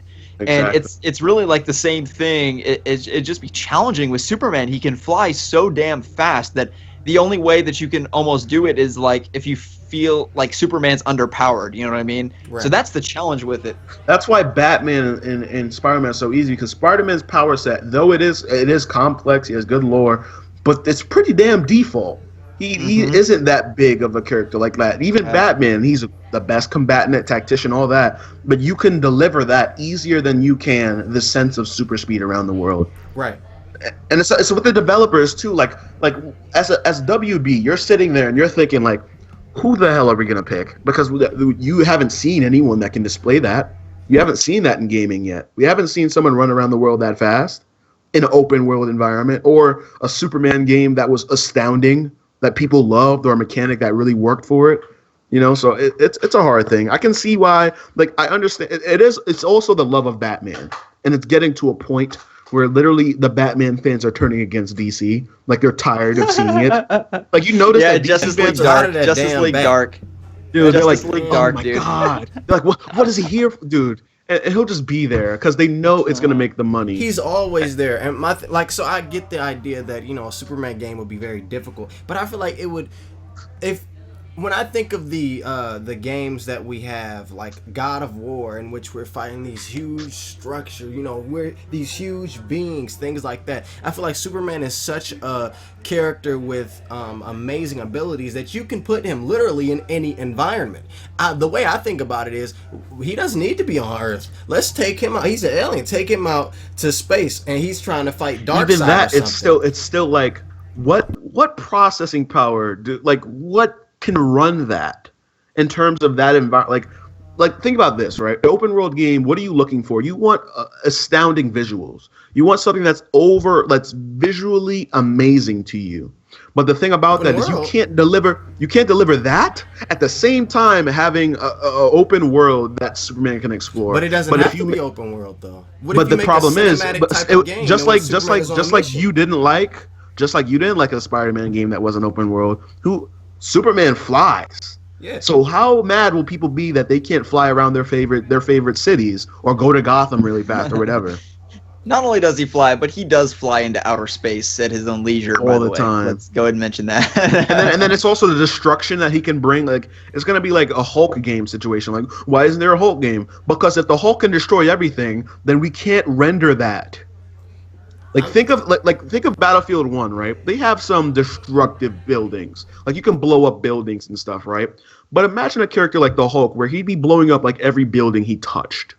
It's hard. The whole world is destructible. It's hard for consoles to run that. So I can see the fear. Yeah. In terms, you can turn down the graphic style, but still it'd be like, okay, gameplay. What are we doing? But I will say this. I think that DC has gotten complacent in their success with the Arkham games and with Injustice, and I really do feel like they're running on like autopilot right now, and they're like, yeah, we got Injustice, WB Montreal, they're making their games. But the likely, okay, I won't say this, a likelihood. People did not love Batman Arkham Origins. Let's just get that out of the way. There's a reasonable possibility that people will not like either of these two games from the studio. They're pretty much a corporate studio. Who knows? Who knows if the games will be good? I honestly don't know. I happen to think Arkham Origins was pretty good, but it's nothing that's going to blow your mind. Maybe these two games won't be the same way. Meanwhile, we've got Spider-Man PS4, and we also have this, Telltale Marvel games, and we've got Marvel vs. Capcom, and there's probably more we don't know about. I would like to see something. I think a Captain America or a Punisher or something along these lines, an Iron Man game. That's all very, very reasonable. That's in development right now, and at that point, the tides of like the last decade, the whole trope has been like, Marvel's got the movies, but DC's got the games. That could very, very easily change. Yeah. In the next bit, if DC doesn't understand, and maybe they don't view it through the same light I do as a fan, because I kind of like the Marvel vs. DC fan war stuff, but I gotta admit, DC might. I hope they've got other stuff planned. Let me just say that. I hope that these aren't the only two games that they're planning on making. Even in the animated films, that I've been really disappointed with DC. I know it's a little bit of a tangent here, but like, you have one of the strongest studios in the United States of America in terms of animation. Look it up. DC, WB, they have one of the best animation studios in the freaking country. Why are you putting out the stuff that you're putting out right now? And I know that we're getting into opinions, but I'm sure that everyone can agree that the last two damn DC films we got could have been a hell of a lot better this year. Oh, I disagree. Justice League vs. Teen Titans is amazing. Love that movie. However, Batman Bad Blood. Like Batman Bad Blood or The Killing Joke? I liked Batman Bad Blood, even though Batwoman's pretty lame. No, what I'm saying is they and, should be way better. You can't Oh tell me yeah, that they and should The be Killing better. Joke is terrible. It's a horrible movie. It was awful. Yeah, Awful. this movie sucks. I So hate it. and I agree. Bad And Blood Batman got me Bad mad, Blood is too. like it's mediocre. It's mediocre. So yeah, I agree with you. I agree with you. I'm just saying, like, the talent you have, you gotta use. And I was planning on doing a video later talking about the CW, because the CW is a perfect example of what WB could do. They have the right people behind it. Because say what you want about CW, you could not like the show, you can like it, but the achievements that they've made are something astounding to look at. The universe that they've created, the crossover event that they did recently, it was strong, man. It felt like a comic book, and that's why people love the shows. I mean, when you're reading a comic book, especially, me and Slick read them like live right now. We're keeping up with comics. When there's an event going on, it's exciting. It's like, oh man, something new. So when the crossover happened on the CW, it was creative because it was like they're bringing something that we love in the comics and bringing it to here in TV, and it felt like a crossover event because in TV, just like comics, you have something to look forward to every week. Right. So that's what happened with the CW, and I think that they're doing a good job. I don't think WB is doing a good job in the animation department. I do not like the new DC animated universe. I'm not a fan of how they use Damian Wayne. I'm not a fan of the new Teen Titans. I'm not a fan of the new 52 Justice League that they're using. I don't know why they're using the new 52 Justice League. They won't use Kevin Conroy. There's a lot of problems in terms of the DC animation department. It's annoying. Yeah. But I mean, I'm just saying we have WB digressed. Should have something planned. Hopefully they do. Marvel's finally getting their big boy pants on, putting the big people, behind the scenes, start planning out stuff. And I mean, I like Marvel's approach so far. They've planned out everything they've done so far in terms of the two different mass media. It's been successful. It's seeming like the video games will become successful. The comics, I know the comics have been kind of, but otherwise they've been doing good Marvel? stuff. Yeah, Marvel. Yeah, the comics have been pretty I don't know. Yeah. All right, They've just been doing some questionable stuff. I have one more question about Superman. Wasn't there a rumor like last year about a WB Superman game? Talk to him. He covered it. Slick, I remember watching your video. Like, we had the gif of Superman doing that. Like. I mean, it was leaked. It's possible it could be at another. I mean, the problem at this point is that there's basically 3 leaked games and they're only making 2. WB Montreal. So the Batman game, I'll place at number 1 likelihood for sure. In terms of that, I mean, I guess it. I mean, I don't know. I was just following that Reddit post. The Reddit post, I don't know, because like it showed pictures and shit. So who knows? In terms of that, if I had to bet, the Suicide Squad game just seems like a weird pick for me overall. It just seems kind of weird. But then again, they did tease it at the end of Arkham Origins, and it would be a fun game.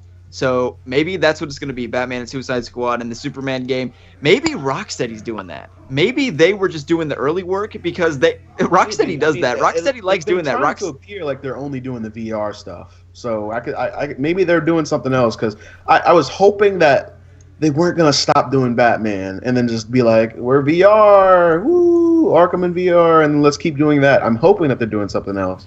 They are, yeah. They're done with after Arkham VR. That's the only thing they're doing. Now they want to move on to their dream project, and they've said in interviews before their dream project is a Superman game. So as I said, dude, give Rocksteady 5 years with a Superman game. They understand. I want exactly 5 years, dude. I don't want this to be rushed. Nothing quick. They're so small too. Yeah, show me something good with Superman, man. Yeah. You need to do the wonders you did for Batman and make a system. Make a concept of a animation gameplay, something that stands out, and then the gaming industry will follow, and they will try their hardest to do characters that are hard and scary, like they Superman. Will follow. They will stumble. Yeah. Exactly. All right. So the next thing is, I know you guys didn't watch Young Justice, but we're going to talk a little bit about what the Young Justice revival might mean for comic book fans. So we have 2 different instances but within the last 2 years where comic book fans in the fandom have all spoken to the execs, everyone that we could try to talk to about 2 different things that we wanted to happen. One was Deadpool, and 2 was Young Justice coming back, and they both have happened. So do you think that this might mean that we may have older shows coming back once again?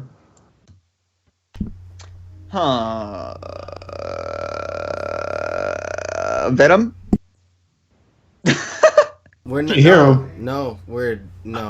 I think that I think that the studios understand that there is a fan base there, but I don't think we should expect an abundance of old shows coming Oh, back. no. Not, I probably should have worded that better. Do you think that this strengthens the kind of relationship that fans and studios have been having? Do you think that it makes it stronger? Do you think that they're listening more?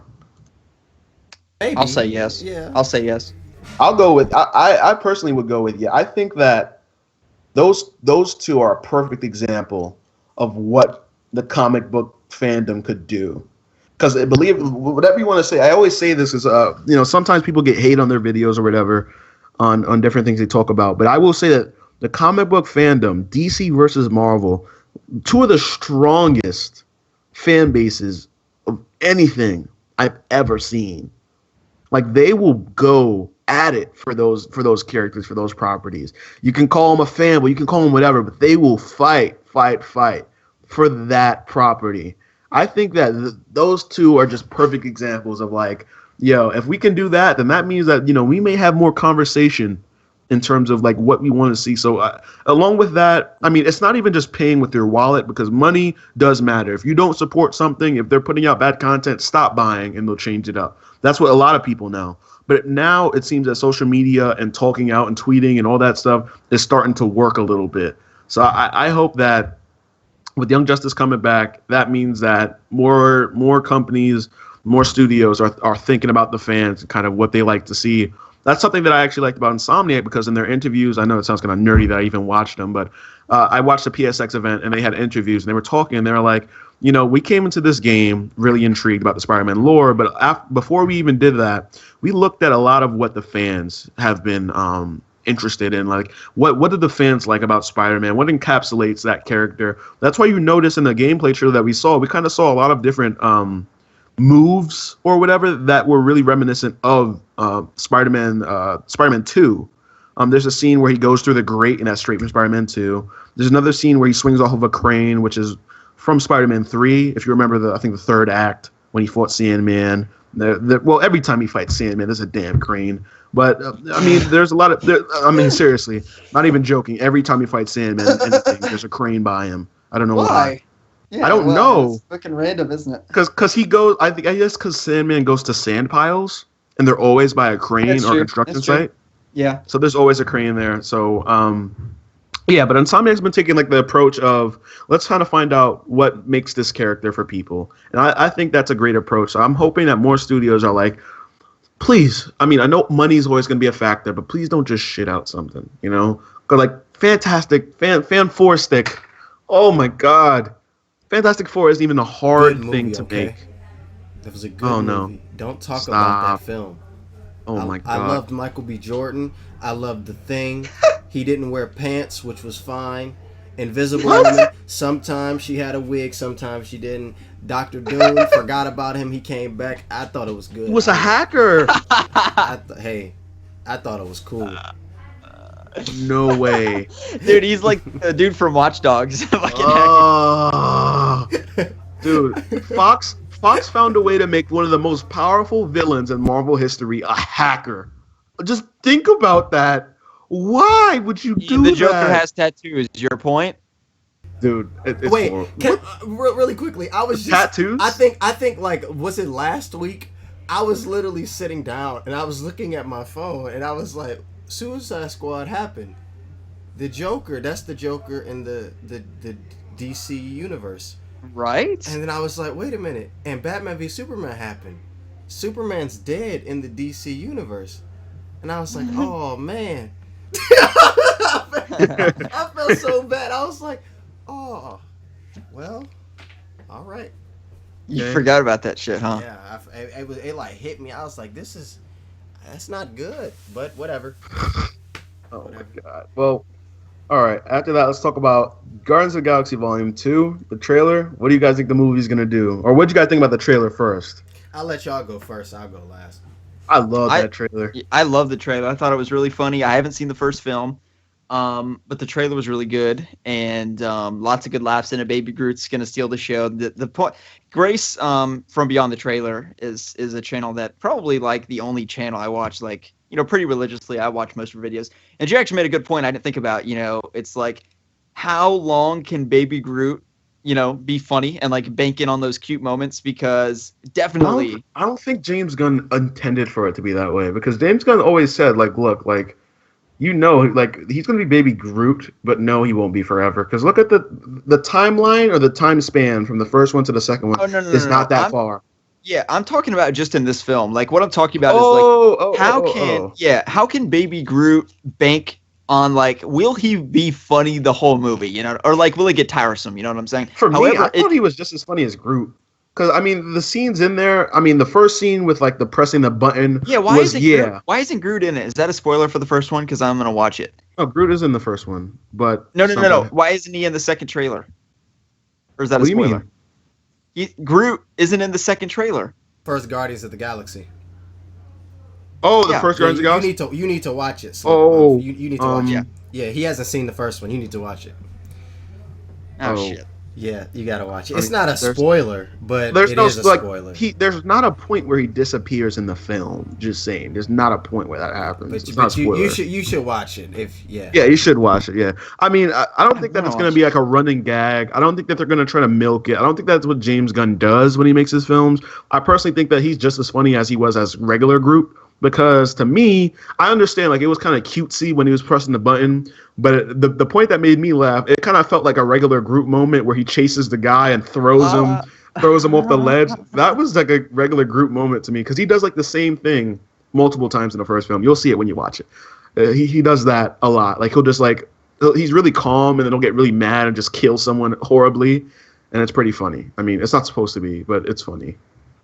Yeah, no, I mean, I really like the trailer. The ending scene. It's one of those things like you read it on a script and you probably think it's not funny at all. It's kind of like stupid. It's kind of like a 7th grade joke. You know what I mean? But then they portray it and it's like hilarious. So yeah, I really enjoyed the trailer.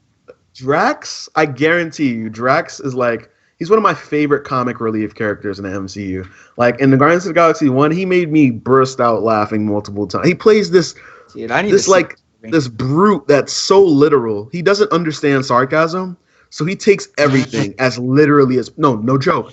Everything as literally as possible, and it made him so funny in the first one. That last scene in the trailer was hilarious. It was one of the funniest trailers I've watched in a while. And even comedy movies don't make me laugh that much in terms of their trailers. So I'm glad Guardians had some good laughs. I mean, the teaser trailer had a good laugh with the hug. The hug was good. So I mean, I think Guardians is going to do, in terms of like what the film will do, it's going to do what the first one did in terms of comedy and be what people expect. But I think that in this one, especially with what James Gunn has been trying to say, he doesn't want to spoil anything, but what it looks like is they really want to open up the Marvel cosmic universe, bring in those characters that are abstract, and not make this feel like a regular Marvel movie, which is I love about James Gunn. It's already been debunked, especially by James Gunn, that Marvel used to do this in Phase 1, and that's why, like we said earlier, Marvel movies did feel way too safe. But as of now, James Gunn and all the new directors, they come into Marvel with their own pitch, and Marvel basically says yes or no, and you just go make your movie. So when James Gunn went to Marvel with his pitch for Guardians of the Galaxy, he was given free reign. He could do anything he wanted. Not in terms of characters, but in terms of the film. He was not forced to do what Feige said. That's never what happened. People have been trying to use that, but that hasn't been a thing for about, I want to say, the last phase and then this phase. All the different What directors. about Age of Ultron? Age of Ultron? Nope. The director quit because he said that Kevin Feige was interfering with the shit the whole time. Josh. Josh Whedon. My bad. I said Civil War for some reason. No, Age of Ultron. As soon as I actually like that movie, by the way. I like Age of Ultron more than I like Age of Ultron. Oh, don't say that more than the original. Oh my lord, don't say that. No. The original has terrible. That sentence. Have you tried to rewatch the original Avengers? Have you tried? The first act drags on so. Wait. Okay. Let me remember. Is that the beginning of that movie? Is that where beginning of that movie is where Scarlett Johansson Nick Fury is locked up and she's like kind of hot, and then Yep. After Nick that, Fury. after they find the Hulk, it drags on so horribly. When you're watching it for the first time, you're like, "Oh yeah, they're talking. Oh, we never seen them before. They're together. Ooh!" The second time you watch I it, remember dude, loving that movie in the theaters, dude. Like, oh my I god. loved it the first time, but when I rewatch it, right, especially if I rewatch it like right after seeing it the first time, that first act, it drags on way too much for me. Age of Ultron has tons of problems, but in terms of rewatch, Yeah. it has much better rewatch value than the first Avengers. The first Avengers is good because I think most the people third act is better. The third act is better in Avengers. in Avengers 1, I also Yeah. think that. Yeah, it's Yeah. stronger. I found it much stronger. But like Although I said, it's a the cool first concept, like the floating island, that's cool. That's pretty yeah, cool. the first act of the Avengers 1 is just horrible. Not horrible, but it What drags. did you think about it, Venom? He doesn't like any of About them. what, Avengers? Yeah. It was all right. You know, it was cool. They're all together. Yay! What's You your know. What's your favorite MCU movie? Okay. I think Winter Soldier. I'm gonna say that. Oh, Winter yeah, Soldier, good pick. then Civil War. Oh, dude. Then Oh, Iron Man. I was hoping. Okay, please, Slick, no, please. Shh. No argument. I was. Wait, no. What were you gonna say? Go ahead. He hates Civil War. I was hoping that you were gonna say you didn't like Civil War because I don't like that movie either, and nobody. I mean, else. I liked it. No, I liked it. I liked it a lot more. So for me, and this is what I was gonna talk about with the Guardians of the Galaxy trailer. See, the Marvel films are they just follow this stupid formula when it's like, we have to be as safe as we possibly can, and whenever things are serious, it's not because there's a joke, and that it just pisses me off. I'm like, yo, Yeah, me too. you know, that Well, just makes me I will angry. I will argue to that thing, especially in Civil War. People bring up different instances where that happens. A lot of people bring up like characters that are funny. I know that everyone in the MCU is quippy. I get that, right? But in truth, when you read a Marvel comic, even before the MCU, a lot of these characters are bright and colorful like that. A lot of them will break the tension like that all the time. And I understand why people are like, I'm the only character that should do that is this guy or this guy. But I know that you guys may not like read these characters, but Hawkeye is a quippy character in the comics. You know what I mean? So for me, I think that in terms of how they relieve stuff, even though Age of Ultron, I thought it was awful.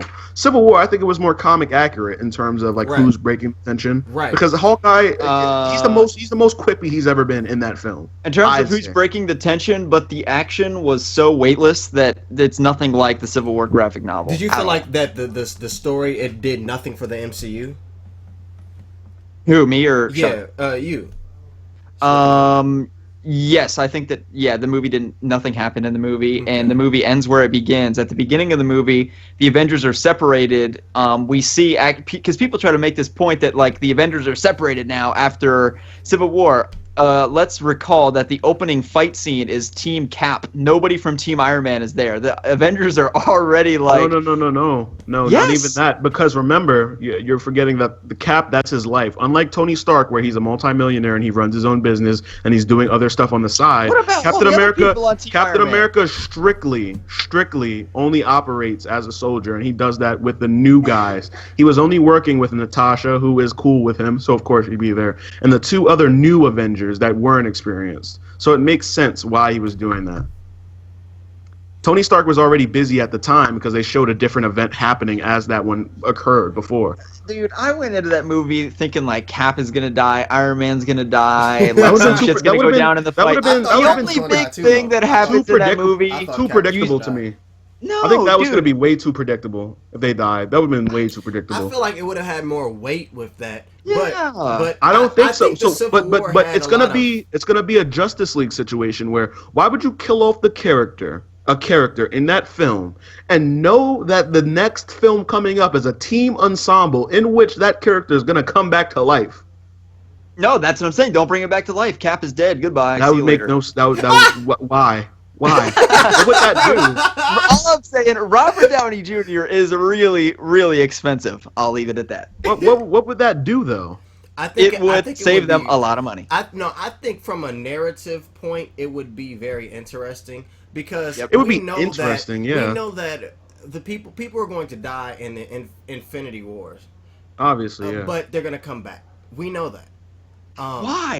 Don't bring him back. No. Exactly. I feel like it would have been extremely interesting to have this conflict go to the point of the death of someone. And the directors are saying, oh, but then that would bring everybody together. And I don't think it necessarily would. I mean, they're the director, so I can't say you're wrong about your own movie. But I think that there is a story standpoint that you can go when it's like you crossed the line and killed someone is dead now. Now I definitely don't want to have anything to do with you, and I feel like that's even more interesting. Wouldn't you when feel they that actually that have would to be come back together. a little bit dragging on in terms of the arc that these characters already went on? In terms of in the first Avengers film, they're fighting and then they're cool again. The second Avengers film, someone messes with their heads and they're fighting once again and then they're cool again. And then in the third Civil War film, they're fighting again. Would you be cool with an Infinity War it being, oh, screw you, Tony, you killed Captain America. We're not helping you with Thanos. Peace.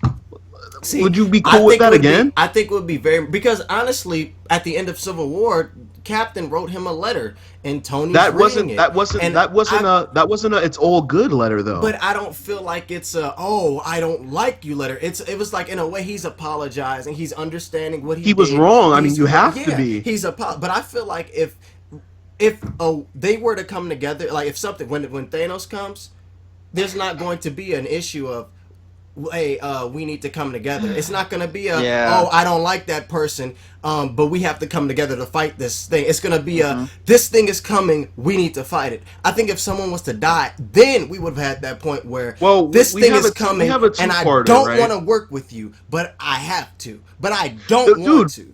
Dude, but the thing is, right, that exact thing that you're describing is basically the heart of what's happening. Let's say Superman and Batman had a fight. Superman and Batman, just like Batman vs Superman, they have a fight. What happened in the end?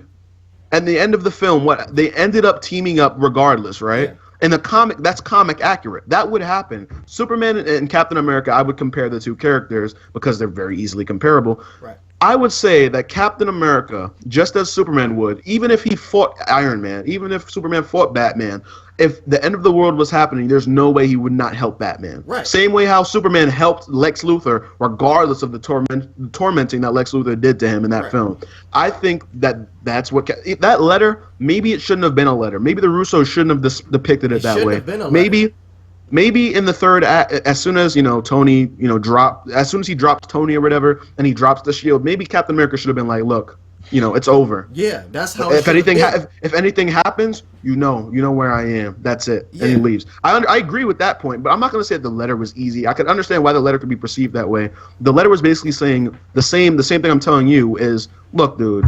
I know, especially maybe they did the letter because Cap is the one who's in the wrong here. This isn't a fight over like light and night. It's just like, look, you kind of didn't tell him something. So I can see why they kind of would like, okay, he wrote a letter because he's wrong, and the letter was a lot him just being like, I know I'm wrong, we don't like each other, but next movie, whatever. I can see that, but I don't think that it was wrong in the sense of Captain America being like, look, I mean, I'll help whenever I'm needed. Right. But for now, I'm it would have been solo. a very much more interesting story if it ended with them completely like, I do not want to work with each other. Then it feels like a divorce. Maybe it doesn't have to be someone dying. They could have just took the story a different route. Yeah. But it's like the way it might have been like that because of Spider-Man. But it could have been like that because remember, Spider-Man changed a lot of this film. Spider-Man changed quite a bit of that film. But I don't think that the airport secret. Anything. I'm not. No. I'm not saying that it's excuse. I'm not giving them a pass. I'm just saying, like, in terms of like why that might have ended up. Do you ever think that Spider-Man that way? Because Spider-Man, they obviously went through a lot of problems with Spider-Man. They made him a physical suit, and they ended up not using the physical suit because it didn't meet their needs in the scenes. Right. So along with that must have took a lot of time. So putting him in that scene, giving him reason to be there, things like that must have took a lot of time out. And they're still going to have to explore why the hell Tony knows about him in Homecoming. Right. So I think that might have thrown off a little bit of what they were trying to do. I think like the airport scene, maybe it wasn't intended to be that long.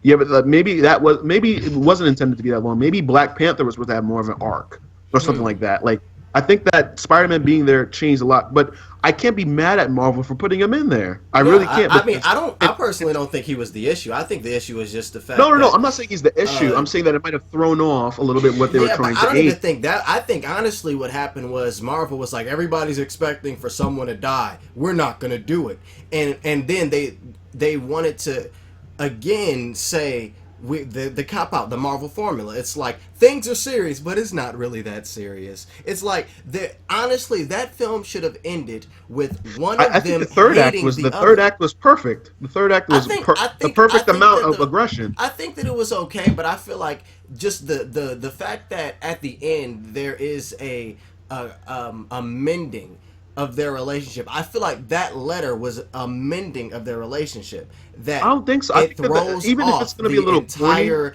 idea of when this thing comes, when this huge threat comes, that they're going to work together. There isn't a I don't want to work with you. It's going to be a we need to come together and fight. When it should be a I don't want to work with you, but I have to. that would not be comic accurate for the character of Captain America, though. No, Why would not he from be saying Captain I'm not? America's point. I'm talking about Who, from Iron Man? Iron Man. It could have been. It didn't have to be from Captain America's point of view. It could be from Iron Man. From Iron Man's outlook right now, it would make no sense because Iron Man's entire arc, which a lot of people argue to be the strongest in the films, even though I'm not saying it's the strongest, but he's been paranoid of something coming for like the last 5 movies. So it would make no sense for him to be like, now it's here, Cap, get out of here. I don't like you. You fought me. You were mean. We're not working together. It wouldn't make sense in terms of his arc. I think it would if you took the story and you pushed it. It wouldn't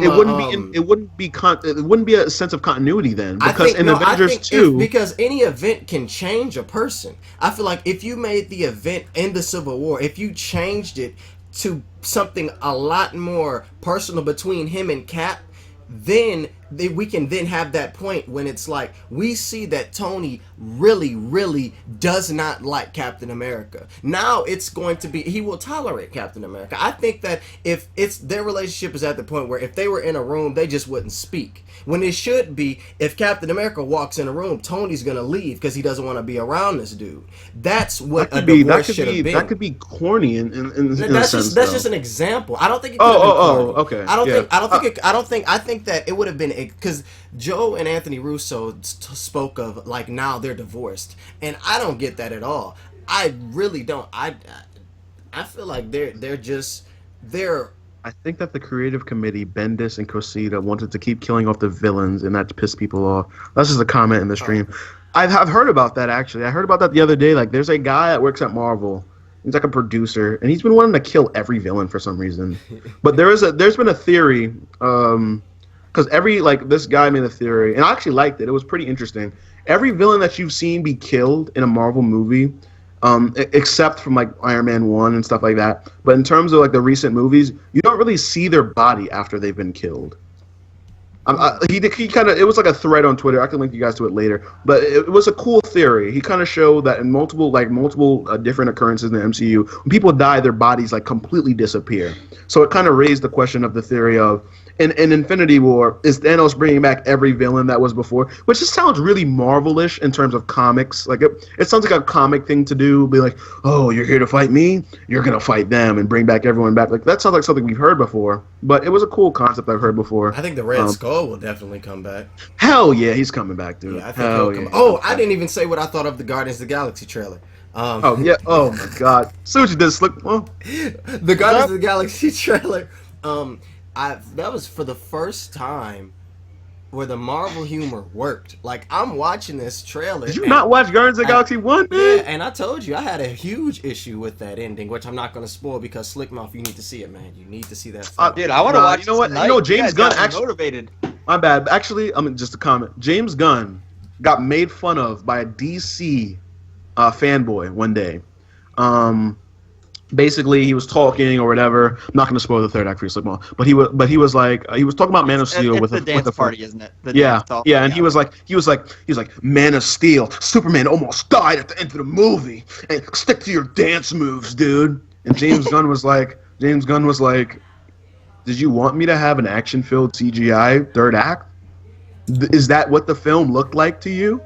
Like, in terms of the characters and how they were... Dude. Also, James Gunn was like, I heavily enjoyed Man of Steel, to try to cop out a little bit. But he was basically... I agree with James Gunn in the sense of... I mean, from a director standpoint, you had to have something goofy in the third act. I think it had to be something goofy. No, I don't think... For that film... That dance-off, I can tell you... I haven't seen the movie, of course. I think I want to watch it tonight. And after I upload my video... I already know, just knowing me, I'm gonna love it and think it's hilarious, or I'm gonna fucking hate it. I thought it was I think it's the fine. dumbest thing ever. I thought that was awful. Personally, I thought it was fun. But for the characters of the Guardians of the Galaxy and the way that they're introduced to you, it's a funny thing. Like, I don't think that it was supposed to be like, this is the end. It wasn't supposed to, and that's my issue. I don't think it's supposed to. That's my issue. It was like, guys, come on, they're the good guys. We know who's gonna win, and I'm like, man, bump that. Okay. I don't know. I think for the film, it's fine. I thought for the film was fine. Like the same. I thought it was fine. I mean, I could see why not, but from what I know about, like, from at least what they're introducing to me, the way the characters are, how bright they are, how funny the movie is, it's gonna be a goofy-ish ending. Yeah, I think it'll be goofy. I think, but the trailer for me, the humor worked, and it worked, and I don't know why it worked for me. Like, I was actually laughing, like that the beginning. I restarted the trailer just to watch that beginning scene, and the end I went back just to see that end. I was like, yo, this is funny. Like, I really like that. So that was good. That was good. They get a check plus for me. I don't know. For me, I think, look, the last couple films, like, Iron Man 3, what I was going to say about that movie, Robert Downey in his solo film in Iron Man 3, his lines, like, he's an extremely funny guy in terms of how they write him. Like, they give him solid jokes. I think they give everyone in the MCU solid jokes. It depends who the actor is. Sometimes they suck, okay? Sometimes they really do suck. Like, in Doctor Strange, there are a lot of points where the humor did suck. But when it hits, it hits. And I noticed that, like, with Civil War, I mean, I like Civil War a lot, but, like, even the conversation with Ant-Man and Iron Man, hilarious. Well, the first time I saw it was hilarious. Of course, the next time it wasn't as funny. But when I first saw it was hilarious. When I saw Spider-Man, his remarks were hilarious. I like the way that they write the humor in the MCU, and I like the way that they write the humor in the Justice League trailer. I thought that was well written humor, especially good, yeah. with Batman and Wonder Woman. That's like my type of Batman. Like, Batman's sarcastic. Like, you may see a serious Batman, but often in comics, Batman is heavily sarcastic. His butler is sarcastic. He's sarcastic back to the butler. He's sarcastic to villains and to kids sometimes. So I like to see a sarcastic Bruce Wayne at times. So, I mean, I think that it's all about how you write it. And I think Guardians of the Galaxy, they write spot on. I think their humor was always funny. I always thought that Guardians of the Galaxy 1 was really funny to me. It was one of the funniest MCU movies. So, I mean, I'm looking forward to the humor, but what I'm really looking forward to is finally going into the Marvel cosmic world. They did it a little bit in Guardians of the Galaxy, but it wasn't as strong. But I think that now that people are on board with it, they're going to go full out, Star Wars. This is the cosmic realm. This is the space realm of the Marvel universe. I'm ready to see all these different lively characters. That's why I think this film is going to be really unique. I mean, MCU in general has a strong slate right now. They can do a lot of different stuff. Like Wakanda, we have Wakanda. You can all black cast. Yeah. This is going to be really different. Yeah. The Black Panther movie, I think that it could be good. It's not something like I'm overly excited for. It depends on whether or not it's an origin story. It's one of those, like, I don't know much about the origin story. They're not gonna. To a certain degree. I've heard a conversation about that already. You already got how he became the Black Panther. All they're gonna do now is probably touch more on the Black Panther lore. Yeah, they'll show it a little bit. I mean, yeah, I think that movie can be really good. We'll see, but it's also sort of plays in with what Venom's like. They could play it so safe to the point that it's like, okay, well, yeah, Black Panther, he fights the bad guy, he wins, blah blah blah blah blah.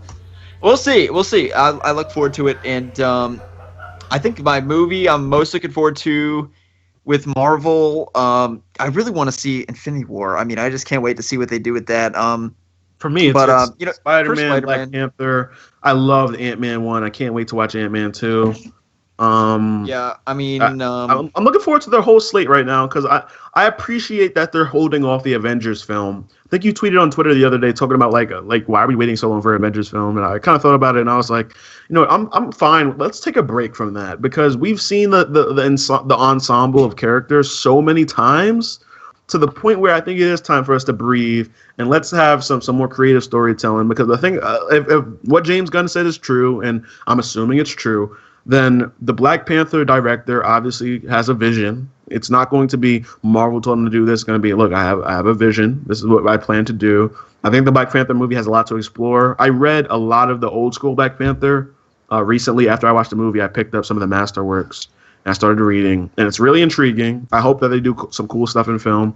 I'm looking forward to Ant-Man 2. I know that Wasp is going to be in Infinity War, which is cool. Wasp is a pretty popular Avengers. Not popular, but she's always been in the Avengers in terms of the lineups they've had back in the day. Infinity War, like you, I'm really looking forward. That has to be the heavy hitter, man. Because Ultron just wasn't that villain I was looking forward. Like he wasn't the villain I wanted him to be. In terms of he was willing to just kill anyone and everything.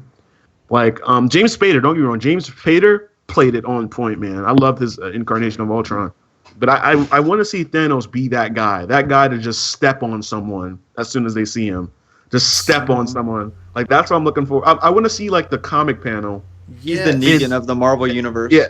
Yes. the comic panel with Thanos where Captain America puts his face up to Thanos, and Thanos' face is, like, way bigger than his, and he's like, you think you can beat me? And Captain America's like, yeah. I want like 3 people to die. Like, I want... No, well, we already know that it's going to be different when we come back after Infinity War. That's already been confirmed. Like, look, you're going to see a lot of different characters pop out. It's going to kind of be like how Marvel's evolved after a while. You see how in Marvel used to be a lot of familiar, and then we started to get a little bit more mixy. We used to get some different stuff. So I think that we are going to get a Doctor Strange 2, which explores magic even more, and then the Defenders will be a thing, so maybe they'll finally cross over and we'll do something with that property or something. You know, I think that we're going to see something cool in terms of DC and Marvel. They both got some cool stuff going on. Yep. But Guardians of the Galaxy 2, I think that's going to be really good. Yeah. Anything to say, Venom?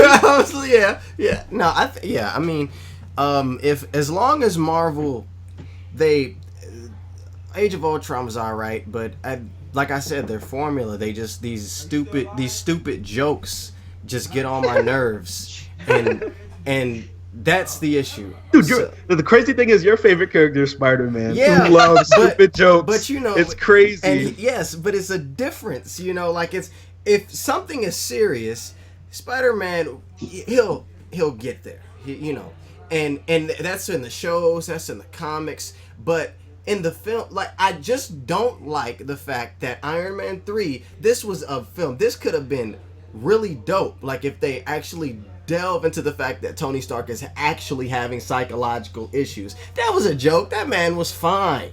Ain't nothing wrong with him. It's a joke. Everything is a joke. Whenever there's a point in which we can actually have maybe a serious dialogue or a serious theme. No, it's a joke. Listen, it's come on. They're superheroes. Come on. It's like that, and that pisses me off.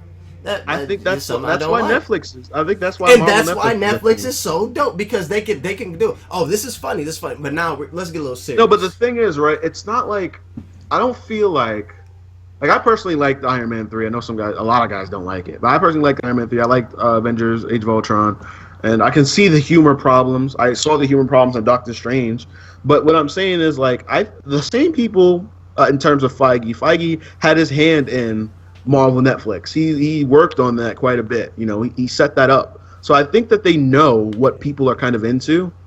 Like, because I'll tell you this, dude. There will be jokes that don't hit for me, but I guarantee in the theater, people will be laughing their ass off. There's a lot of jokes that don't hit for me, but general audiences do love it. And I think the thing about Marvel is if you just cut it out like that, I know some people that don't even like the Winter Soldier, like modern audiences that the Winter Soldier didn't even make that much money.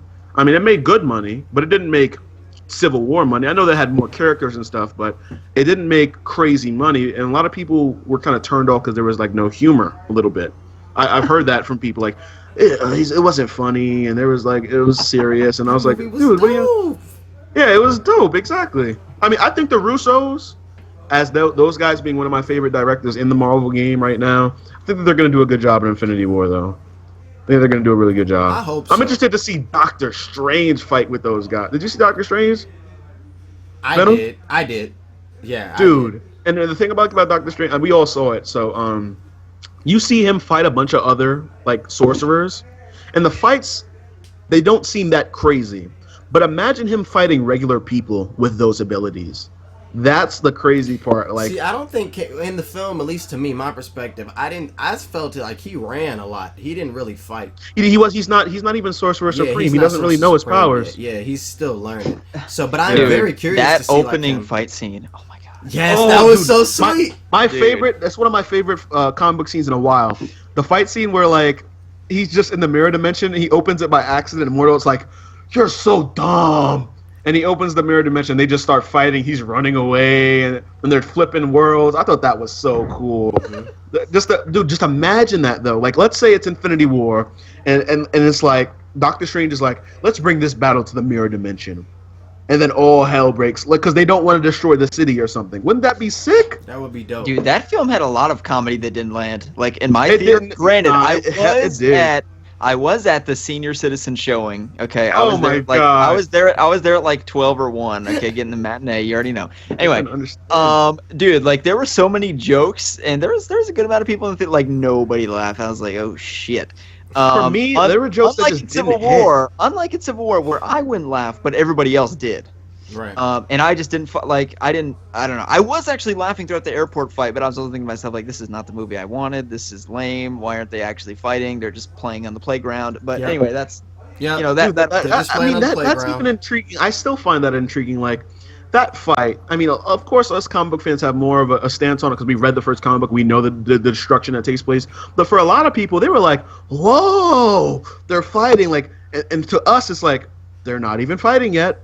Like, this is just the tip of the iceberg. Yeah, but the thing that I loved is the Spider-Man scenes, especially, where Spider-Man's just thrown into this environment when he knows nothing is going on. When he fights Captain America, at least for people in the theater, for me, a lot of people think Spider-Man isn't even that damn strong. Spider-Man is stronger than, oh my, dude, he can lift like, what, 5 tons? 3 tons? It's 14. Not 14. 3 tons. Yeah, I thought 14? It was 14. What? Yeah, dude. See, you see how you're like, what? He's skinny and he's that strong. That's why I love the fight. I know he's really, really strong. But Captain America. A trained Spider-Man, an experienced Spider-Man could whoop Captain America.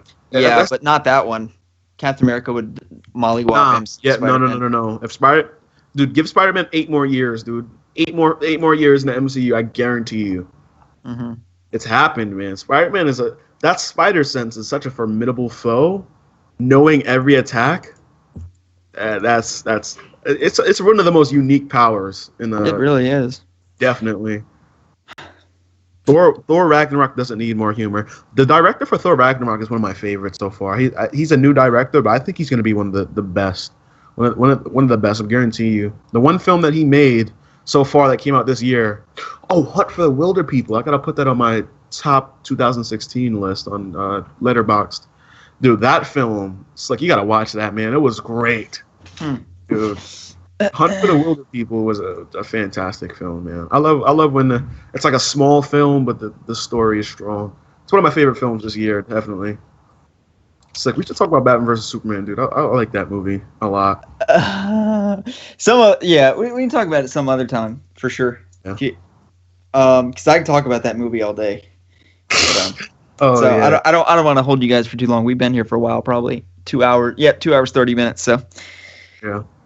All right. So, what are we gonna close this out with? What final topic do let's ask the guys in the stream. Maybe we'll do. Here's what we'll do. Well, if anybody has a question, we'll rank. Venom? Have you seen all the comic movies this year? Oh, I have a list right here. Want to do it? Venom, you're not. I can't hear you. That's fine. So, did you see all the movies this year? The comic this year. Okay, let's rank them. I have a list here. 1 to 6? Yeah, from best to worst. All of them. Oh, I thought you were doing animated films too. Dude, the animated films are at the bottom. They're at the bottom. Animated films? The hell? Dude, they're at the bottom. Oh, Killing Joke is definitely at the bottom for me. Okay, well, here's the list since the top 6 are already there. My personal list, I couldn't do a tie, but it was Batman vs. Superman, Civil War, Doctor Strange, Deadpool. In order? Huh? Batman vs. Superman's your number 1? Yeah. What? Yeah. Seriously, yeah. Really? Yeah. Dude, I swear it's you that I see shit on that movie like every day on Twitter. No, I shit on like garbage concepts that were tried to be tackled in that film, but I like it more in Civil War, really. They're a tie for me, but I do. They're a tie, but Batman vs. Superman would be before it. Venom, we can't hear you again. I see freaking. Don't make fun of me, guys. I like the movie. I'm not making fun of you. Okay, go ahead. Keep going. Okay, Batman vs Superman, Civil War, Doctor Strange, Deadpool, X-Men Apocalypse, and Suicide Squad. All right, Venom, go ahead. No, okay. Okay, for me it would be Deadpool, Civil War. I'm trying to remember what are all the ones. Deadpool, Civil War. What other movies came out? BVS. All right, okay, I'll tell you the films that came out. We have Batman vs Superman, Captain America, Civil War, Doctor Strange, Deadpool, X-Men Apocalypse, Suicide Squad. Okay, so we got for me Deadpool, Civil War, Doctor Strange, X-Men Apocalypse, Suicide Squad. Okay, we agree with X-Men Apocalypse. It was top 6, right? Yeah, so you did it right. Never mind. Take out Suicide Squad and put in Batman v Superman. Okay. Whoa. Yeah. All right, we're not gonna. What? Go ahead. You don't want to. We gotta have a little tiny bit, at least 10 minutes of discussion. Like 5 minutes. I don't want to get into too much because I don't want to get flamed. Okay.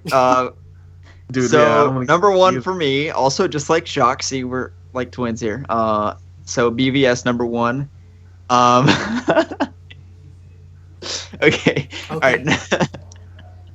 Okay. All right. Have you heard that? Venom hasn't heard this before, so I'm just okay. So number 2, I'm gonna put Suicide Squad. Number 3. Look at his face. Okay. Number 3, we'll do X-Men Apocalypse, probably, maybe Doctor Strange at number 3. It's close. We'll just say they're interchangeable. Okay, so I'll put X-Men Apocalypse number 3, Doctor Strange, Deadpool. I actually really like that movie overall. So you could say, I mean, I enjoyed most of them this year. I really enjoyed Deadpool. I don't think it's like as amazing as most people did, but I really do love that movie. And number 6, we'll do Civil War at the bottom.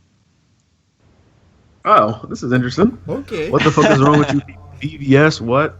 Can I say something about Batman v Superman really quickly? Yeah, go ahead. Watch the Ultimate Cut. That's all I'm gonna say. So I'm talking about the Ultimate Cut. So Batman v Superman, when I went into that movie, I had expectations that were extremely low, because first off, I want the DC films to be better than the Marvel films. That way, Marvel then changes up everything because DC is doing something different.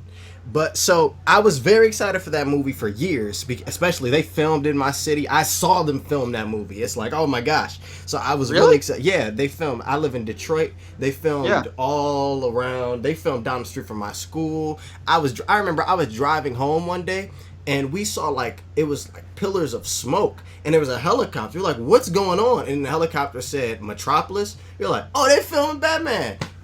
Shit. So yeah, so that was, and they cut off downtown and they had Jenna Malone was down there. That's anyway. So I was really excited for this movie. Then the reviews started coming. I'm like, oh no. So then I went in with very low expectations. But I left that movie theater. I loved that movie. And then the more I thought about it, though, there were questions that I had, like they're fighting for no reason. Why don't they just have a conversation? The reason for them fighting should have been better. I watched the Ultimate Edition and I watched there's a movie that I'm going to send it to y'all. You have to see this movie. It's called Man of Tomorrow. This is a fan edit of Man of Steel and Batman v Superman, and it tells the story of the rise of Superman and the fall of him in 2 hours and 20 minutes. This fan edit was excellent. It was beautiful. I loved it. But anyway, so I don't dislike Batman v Superman. There's some logical fallacies that I have with it, things that just don't make sense, that I feel like these characters, they would, the reason for them fighting should be a lot stronger. Lex Luthor's plan does not make any sense. And the Ultimate Edition was cool, but to me, it didn't change the fact that Lex Luthor's plan made no sense and that these people should not be fighting for this reason. I had the same opinion. Like Slcmof said, I used to be really annoyed with DC fans. I felt like they were accepting stuff that wasn't good. So I said, I watched the Ultimate Cut, and I even came out of it. I was still like, look, this still has problems. So I put my analyzation glasses on. I said, I'm going to rewatch this film. I'm going to tweet out all my thoughts on all the problems that I have. I'm going to write it in a notepad. And as I watch the film, I'm going to see if I come out of it, if these things are fixed. Batman and Superman fighting. Why is Superman as cruel as he is to Batman? Why is that happening? And I even talked to Slick about this like a week ago, and I was still being mad about it. Watch the film. In the Ultimate Cut, it literally shows Batman knowing that people were getting killed in prison every time that he branded someone. Yeah. So Superman was thinking, this guy is so cruel that he's tearing families apart. Even though they're bad people, he's tearing families apart, knowing that these men would be killed in prison, knowing that they'd be killed in prison. They would have no way to escape on that one. So when Superman first meets Batman, that's why he has the tone that he has with him. That's why he's like, the bat's dead, bury it, right? Yeah. So after that, I think Superman. That's when he continues the plot even more, and he goes to the station and he meets the lady of the guy that died, that got stabbed to death because of the Batman brand, and she has her kid, and she just looks in his face and she's like, no one can stop, and goes in the car, and Superman is like astounded. So right after that, we have the events of Lex Luthor. Lex Luthor's happening. Lex Luthor's popping. And as soon as that happens, Superman once again gets tested. And regardless of what you want to say about that, about the film, Zack Snyder is doing things that a lot of people wouldn't do in the superhero genre. They're testing the superheroes and these situations that you would never think to see them in. These are the comics that really stand out to us. This is The Dark Knight Rises. This is Superman, the man who has everything. These are these stories where the situations and the morals of these characters really get tested. So we see that happen, and we see the pictures of Superman's mom get dropped. And of course he's broken, just like anyone. They show in the film a lot. Superman is just like anyone else when it comes to his mother. He'll call his mom in the middle of the night for no reason, because that's what people do. That's what people do. It's the truth. Sometimes you'll just be laying there and you might just call your mom. When you're away from her, you might just call your mom randomly and say, hey, Mom, what's going on? And that's exactly what Superman did. I like that characterization. So when that thing happens to his mom, they explain in the Ultimate Cut that the warehouse he couldn't even see. He couldn't even get over there because he felt like he was in a box. There was lead. There was lead around the warehouse. He couldn't even see in the warehouse if he wanted to. So he goes to Batman, tries to ask for help, but instead of doing what I thought was the superior counterpart to this film, which was The Dark Knight Rises, I thought that fight was better than this one because I didn't understand the reason why Superman was so angry. I thought it was stupid, and it was Zack Snyder being an idiot and just trying to force it to happen. So when I watched it over again with the things that I analyzed there, Superman has good enough reason to be as aggressive with Batman as he is. Thinking of what we've been shown from the film of how horrible he's been, we only saw one person get branded and saw his family after that, but this has happened with hundreds of people. Even though, like, one of my biggest gripes is you can show Batman being broken without having to make him a killer. That's the number one thing that I didn't like with this film. That's why its flaws and Civil War's flaws are kind of throw up hand in hand for me. They're good films, but they both have problems that are pretty imminent there. So that happens, and I understand why the fight is as severe as it is, why Superman's as mad as he is. And the Martha thing, that's become a running meme. It's a dead meme now. People have been trying to make that funny for a while. I think that the idea they were going for was brilliant. I think that the idea of Batman being haunted by the idea of his parents throughout the entire film was good. If you guys want to read a good comic book where it explores the psyche of Bruce Wayne in a better way than this film kind of tried to do, you can pick up DC Rebirth, Trinity, issue number 3, where they go into the psyche of Bruce Wayne and you find out that he's been haunted by the death of his parents. You already know that, but he gets to see his parents die again, and they go into the psyche of him a little bit more, and basically Batman feels like he's the reason that his mom died. He's the reason why these events happened. So the whole idea of Martha coming back over and over again was kind of cool. It wasn't handled right, but I think that the fight was fine. I thought that the reasoning that they were fighting was shown in the Ultimate Cut much better. So if you didn't watch the Ultimate Cut, it's a superior cut of this film. If I didn't watch the Ultimate Cut, I would have gave this film like number 3 or something. Oh, I actually like the theatrical cut more. I think it's tighter. Cut. Yeah, I think it's tight. I think it's tighter. It's a more engaging film, and a lot of the stuff in the Ultimate Cut is filler. But Zack Snyder makes long films, like even Watchmen. The theatrical cut is probably more engaging of Watchmen, but the extended cut makes more sense. And unfortunately, he makes his films that way. The theatrical cut makes plenty of sense. Not as much sense as the extended. Yeah, but I think it's sufficient. I think it's sufficient. I mean, the problem with BBS, like, if there is a complaint I can agree with for sure, is that it's low on action. There's not a lot of action in that movie. There is a lot of talking, and I think that's the ultimate cut is just, there's like very little action added to the film, which I feel like it's lacking. I don't feel like we're at the point in superhero movies when we have to see a bunch of action.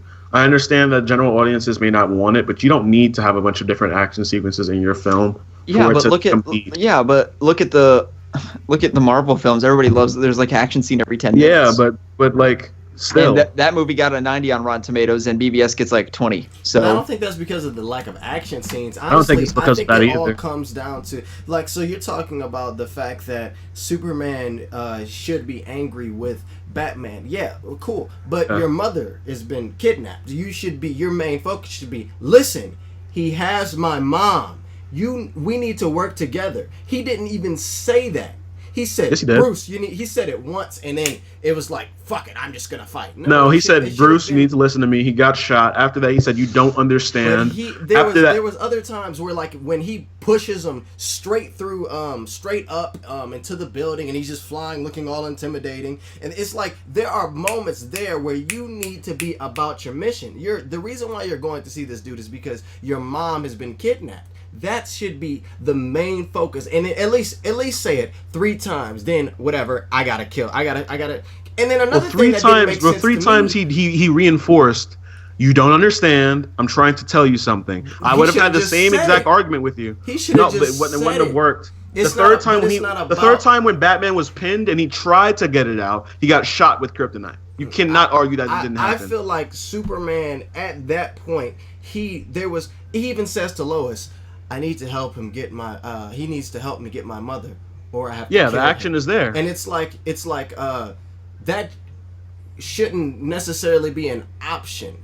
The option should be, I need to get this guy to help me get my mother. I can see that argument, but the thing is, right, if you've watched Man of Steel and you watch this film, the Superman is not different. It's the same Superman you saw in the last film. Yeah. This is not the dynamic Superman that you're expecting from the comic books. This is year one Superman, and the Superman that's being interpreted by Zack Snyder, in which this isn't the Superman that knows what he's doing. Yeah. That's what he's been trying to reinforce in the film. So you can't expect him to be the guy that you want. I'm not arguing that you're wrong. I'm saying that it's the same thing that how I felt before. I wanted this to be my Superman. My Superman doesn't do that. But I had to stop looking at it that way, and I had to look at it as, this is the adaptation that I'm given. Right. And that's what I understand from there. From him even trying 2 times, 3 times, the third time he legitimately was about to do it. I'm not trying to like defend, but the third time he pinned Batman on the floor. After that, he said, if I wanted it, you'd be dead already. He opened his mouth, and Batman, you see a cut to him, and he reloads the canister and shoots him, whatever. I don't know. I take it as, I tried to look at this as like, this should be the dynamic Superman, but I've come to realize that I can't expect that. He's not. Yeah. And it's just another thing with not only do I feel like at that point it became, okay, I have to fight him because the name of the movie is Batman v Superman. It also, with Lex Luthor's plan, his plan completely made no sense to me. You mean and the plan made no sense, or the motives? You're saying you don't like his motives? I'm talking about the plan itself made no sense. I think it was to break him mentally. But I don't understand the reason for first, when did we find out that he knew Bruce Wayne was Batman and Clark Kent was Superman? When? How? He said it. I don't know. And then it's wait. What do you mean? You saying, how did he know that who Bruce Wayne was? Yeah. He said it in the scene where he goes up on the skyline and talks to him by the helicopter when he drops the pictures of his mother. He said it was easy. All you had to do is leave a couple notes. You let your family die, and he screams it out like a weirdo. He's like, you let your family die. But basically saying that like he plotted, he put that there. Like he always knew. But I'm talking about, so he did that because he knew that he was Batman. How does he know? How does he know? We don't know. I don't think that it really has to. Tell you that. I think that in terms of his plan of getting these 2 people to fight each other, I think that's pretty significant. I also think that the plan of getting them to fight each other made no sense because Superman. So my thinking. I thought that the bombing was to blame Superman, so that Batman has a motive. Nah, I didn't think so. Superman I thought it was to is just break. I thought it was to break Superman down mentally. To break him down mentally. He doesn't. I think Lex Luthor knew that he couldn't see through lead, but Superman didn't even take that into account. But he just thought that. I don't think the film really has to tell you how he knows. I think it does. Lois knew. She said it was lead. That means he couldn't see it. When is that? That means ever that it's a known thing then. But when? It's not a known thing to me. I never knew that. Was that established in Man of Steel? No. Do you know? No. Slcmof? Was that in Man of Steel? Was what Man of Steel? He couldn't see through lead. Was that like shown there? No. Also, kryptonite was not shown in Man of Steel. Kryptonite wasn't shown either. But yet this is thing. Oh, kryptonite! I can stop this. This will work. And then another thing, Lex Luthor, he says that they have a piece of the kryptonite and they used it to cut Zod's body. Then he asked for Zod's body. Wait a minute, how did you cut his body if you didn't have what? There's that makes no, he had the body. Sense. No. He had the body there. Didn't he ask the woman for permission? No. He asked the woman before he started cutting. He started giving the Jolly Ranchers to the guy, and he was like, "I want Zod's body." And then it switched over to him walking into the containment site and then cutting Zod's body. It wasn't before that. Okay, so he already had the body. Yeah, he already had the body. Then what was he asking? Because he asked the woman for something. He asked the woman for access to the dead Kryptonian body. To the crash. Exactly. Yeah. Exactly. Site. That's why he was walking in the containment. It's like I can, you know what? I see that error. And don't get me wrong, dude. On my letterbox, Batman versus Superman is only like a 4. It's like a 4-star. It's not a. I'm not calling it perfect. I'm not calling it whatever. I think that Zack Snyder was trying to do something that a lot of directors won't do in the genre, though. I think that I can stand by and say that. That's why I respect the movie, because I like the movie. I really do like that movie. Yeah. What I'm saying is, like, me, there's just everyone things that don't make sense to me. Yeah. Don't get me wrong. Same exact thing. Some things were cleared up, like Superman and stuff like that. But for me, Zack Snyder's the only person at DC I've seen so far, no matter how extreme or asinine some of his changes may be, especially with Batman, making him a killer as a way to kind of show him breaking mentally. I thought that was lazy, personally. There have been so many comics, and I think that Slcmof, you could even agree with me on this, so many comics where you explore the mental state of Batman, but you don't have to have him as a killer. I think that even that one rule keeps him together. As a writer, I'd use that to keep him together as Batman. That one rule, those morals keep him together as a person. Because he even said in the Red Hood animated film, which isn't canon, I know, but just the example of mass media you've seen him in. And he said, you know, I keep these rules because if I stop using them, I'll lose myself. Now, I like that idea. I like the concept of that those rules keep him together. So I mean, I don't like that, but otherwise than that, I mean, the film has its problems, but I still think that Zack Snyder has the most of an idea what to do with the DCU compared to the filmmaking we've seen from David Ayer. I could not stand Suicide Squad at all. I really enjoyed that movie. I thought it was fun. No, you know what? I thought it was fun too, but like in terms of like what it should have done and stuff like that, you know, I think it should have did a little more, if you know what I mean.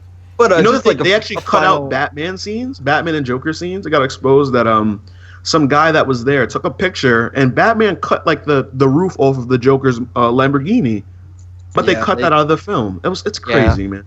Yeah, like that was one of the things I did have a problem about that film is like you see these trailer scenes and like scenes in the trailer, and you see like Batman on the car of like Harley and Joker. You're like, oh, I can't wait to see that scene. And you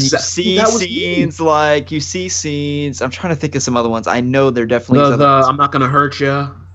Yeah, and scenes. Yeah, and then you realize and you watch the movie. That is the scene. Like they showed the scene in the trailer. There's nothing extra to it. And it's the same thing with the chase scene. Like Zack Snyder has the most of an idea, like a direction of where he wants to go, though. Because for me, David Ayer, even the concept art that man had was ridiculous.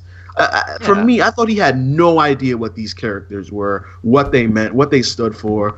No, I mean, he doesn't know. But to say that Zack Snyder knows a lot about Batman, I think is totally wrong. No. I'm not saying that. But I think he has more of an idea. I have never heard Zack Snyder mention any Batman besides the Dark Knight Returns. Ever. Oh my God. Let me tell you. I tweeted it out the other day too. He has a hard-on for Frank Miller. It's really concerning. I was like, you can't tell me Why Batman killed in BVS? Because the director can't tell me. They asked him, and he went, "Oh, he didn't kill. He shot the gun, and then the gun blew up, so he didn't really meant to do it, and the Batmobile hit him by accident, and blah blah blah." It's too funny, dude.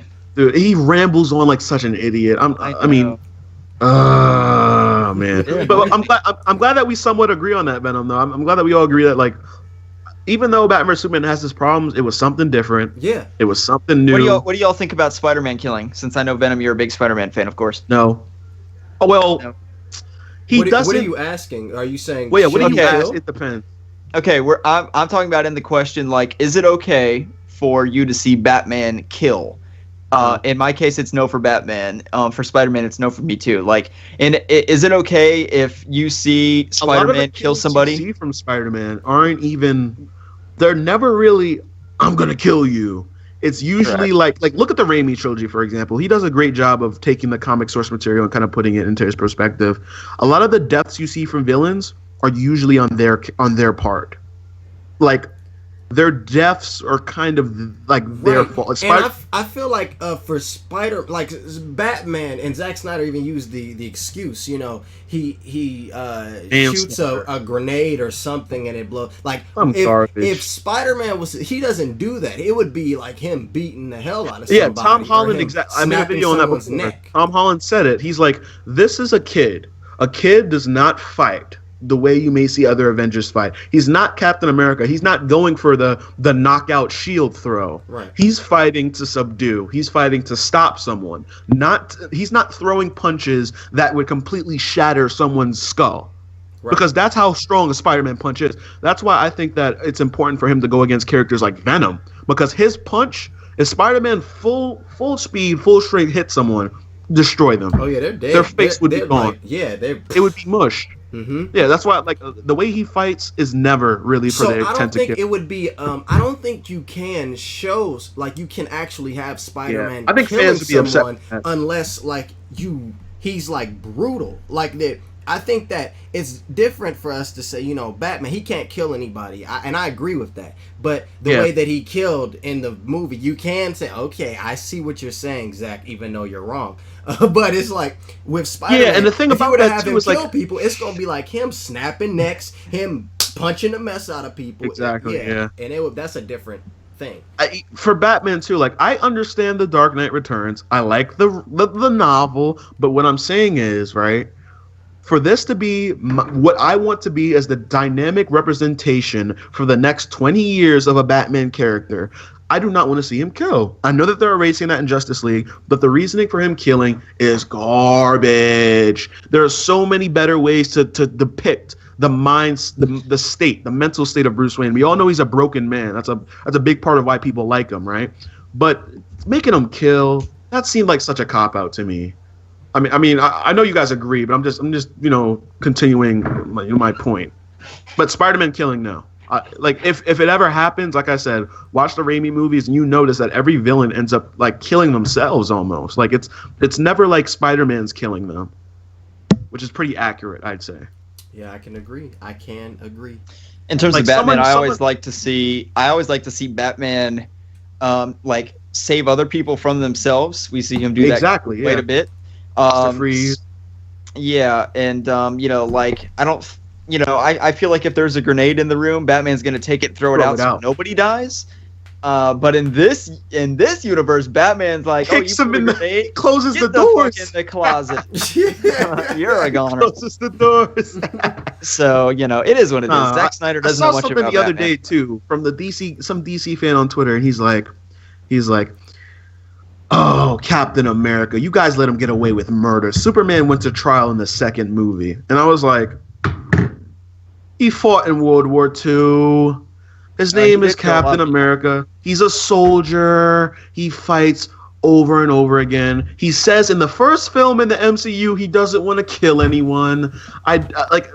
Nobody wants to kill anyone, to be fair. A character like that, right? I don't think that the no killing rule applies. Like Iron Man, nah. Captain America, nah. Even though Captain America will always fight for the right thing, but if Captain America has to kill someone, he would try not to. But if it came down to, like, Man of Steel style, someone's about to die, he would do it. You don't think he was killing people in the Winter Soldier? Oh, he was for sure. Yeah. He was yeah. murking. He was murking fools. Yeah, he was murking. Dude. Yeah, If you right. didn't kill him, he's pulling a Batman where they'll never walk again, and they're sipping out of a sippy cup, which is fine in the superhero world. We already know that. It's all good. Yeah, it's fine. super- That's why the repulsor beams in Iron Man don't go through people like they should. Yeah, these movies aren't real. Yeah, exactly. That'd be crazy. Dude, imagine an Iron Man game where repulsors go through. Oh my god, that'd be horrible. Okay, but I think that we went over everything. Just we about went covered over. everything and some.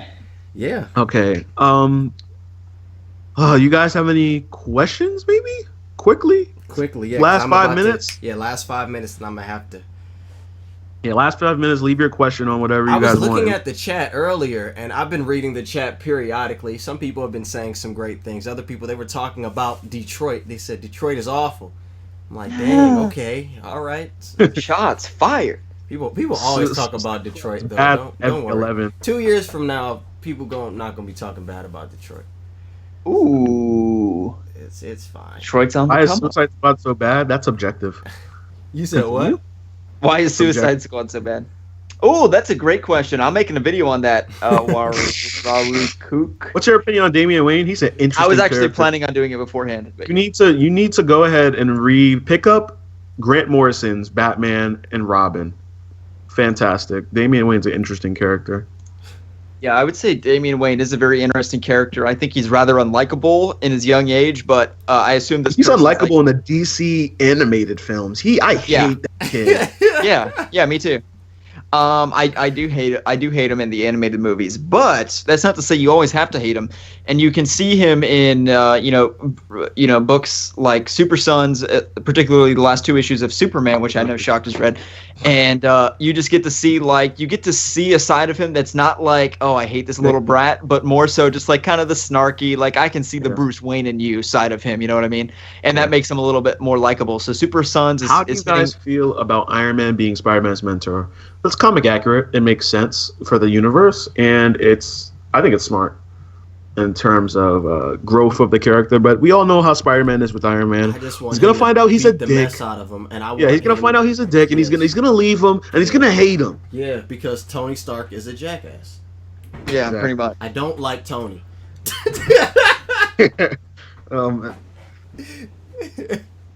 I don't like that. Tony. Speaking of unlikable characters, Tony Stark is not a likable character. No. Like on paper, Mm-mm. if you really think about it, he really isn't. I don't like him on the I screen. always liked him and Doctor Strange because they're kind of like they're just. I feel like even if they become superheroes, they've always been assholes, so they have to stay that way.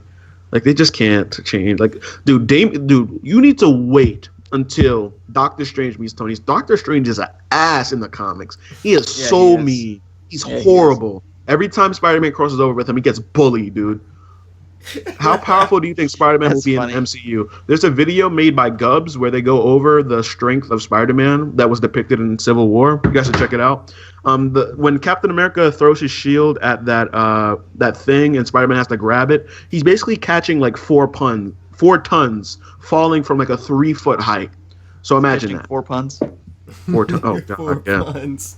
Do you guys prefer Raimi, The Amazing Spider-Man, or MCU version? My favorite costume is the MCU. I know that Venom says he likes all of them. Yeah, I like aspects of all of them. I think I prefer the. Are we talking about costumes, or what are we talking about? No, he's talking about. I think it's all around. So far, like my opinion, why I love the MCU one so much. This is that short time span that Spider-Man was on the screen. He floored me. No, never has that happened in any other Spider-Man film, and it's literally his own film that's never happened before. Yeah. What? Venom. How do you feel if Mary feel Jane's in the Mary MCU? Jane was in the MCU? I mean, Duh. I've been thinking about this actually. I've been thinking how long these movies are going to go, and I think they're going to go for a while. But I really just want them to, if Zendaya is not Mary Jane, to don't introduce her until he gets out of high school. That is what I want. But you want it to be like that? Sure. yeah, but yes. You think that they're gonna do like he meets Gwen in college? Yes, that's what I would want. But I think they're going to do like it'll be Homecoming as his sophomore year. Then the next movie's gonna be Summer Break. Then the next movie's gonna be June. I think they're gonna do that. Yeah, I heard they're slowing down the time span of the movies for him. Yeah. That sounds fun. I'm down for That that. does sound fun. You gotta. I'm do down that for with a Spider-Man movie. Spider-Man at like fucking summer camp Y'all or some want shit like that. May and Tony to get together. Why would you ever do that? Why are people want shipping that? He flirted with her once, okay, and that was to cover his ass. Yeah. Please, he And does not like her. Why is that a thing? I hope they showcase how useful he can be in the Avengers. Watch This Civil goes War. full circle with what we said. Tony's an asshole. He just hits on. I don't know. He's a jerk. Doesn't respect women all that much, from what I can tell. Yeah. Well, guys, I have to go. What's the teams? I have to go. Right, But I man. want to thank everybody for joining us on the stream and putting up with the funny technical difficulties at the beginning. I'm like an old person when it comes to this streaming stuff, but you know, I'm figuring it out. And thank you, Shocked and Slcmof. I'm happy that we had this conversation. This was great. Yeah, this is a lot of fun. Thanks for having me This on. was really good. I'm glad that we got to talk about VVS. Me and Slcmof and you shook hands on that one. That was fun. And hopefully we can do something like this again. I'm down. It just figure it out with all of our schedules, you know, because I'm about to right now, like I'm about to literally run. I have to go to rehearsal for my play. But All right. thank you everybody for joining us. I'm gonna put everybody's information in the description down here. And any last things you guys gotta say? No, just I had a lot of fun. I really enjoyed this. So Yeah. hopefully, definitely we can do it again sometime. Cool. Yeah, totally. Cool. All right, guys. Thank you for watching. Peace. Now Doses. they see that up. They see it. They see it up. All right, peace Kobe, out, are we still guys. doing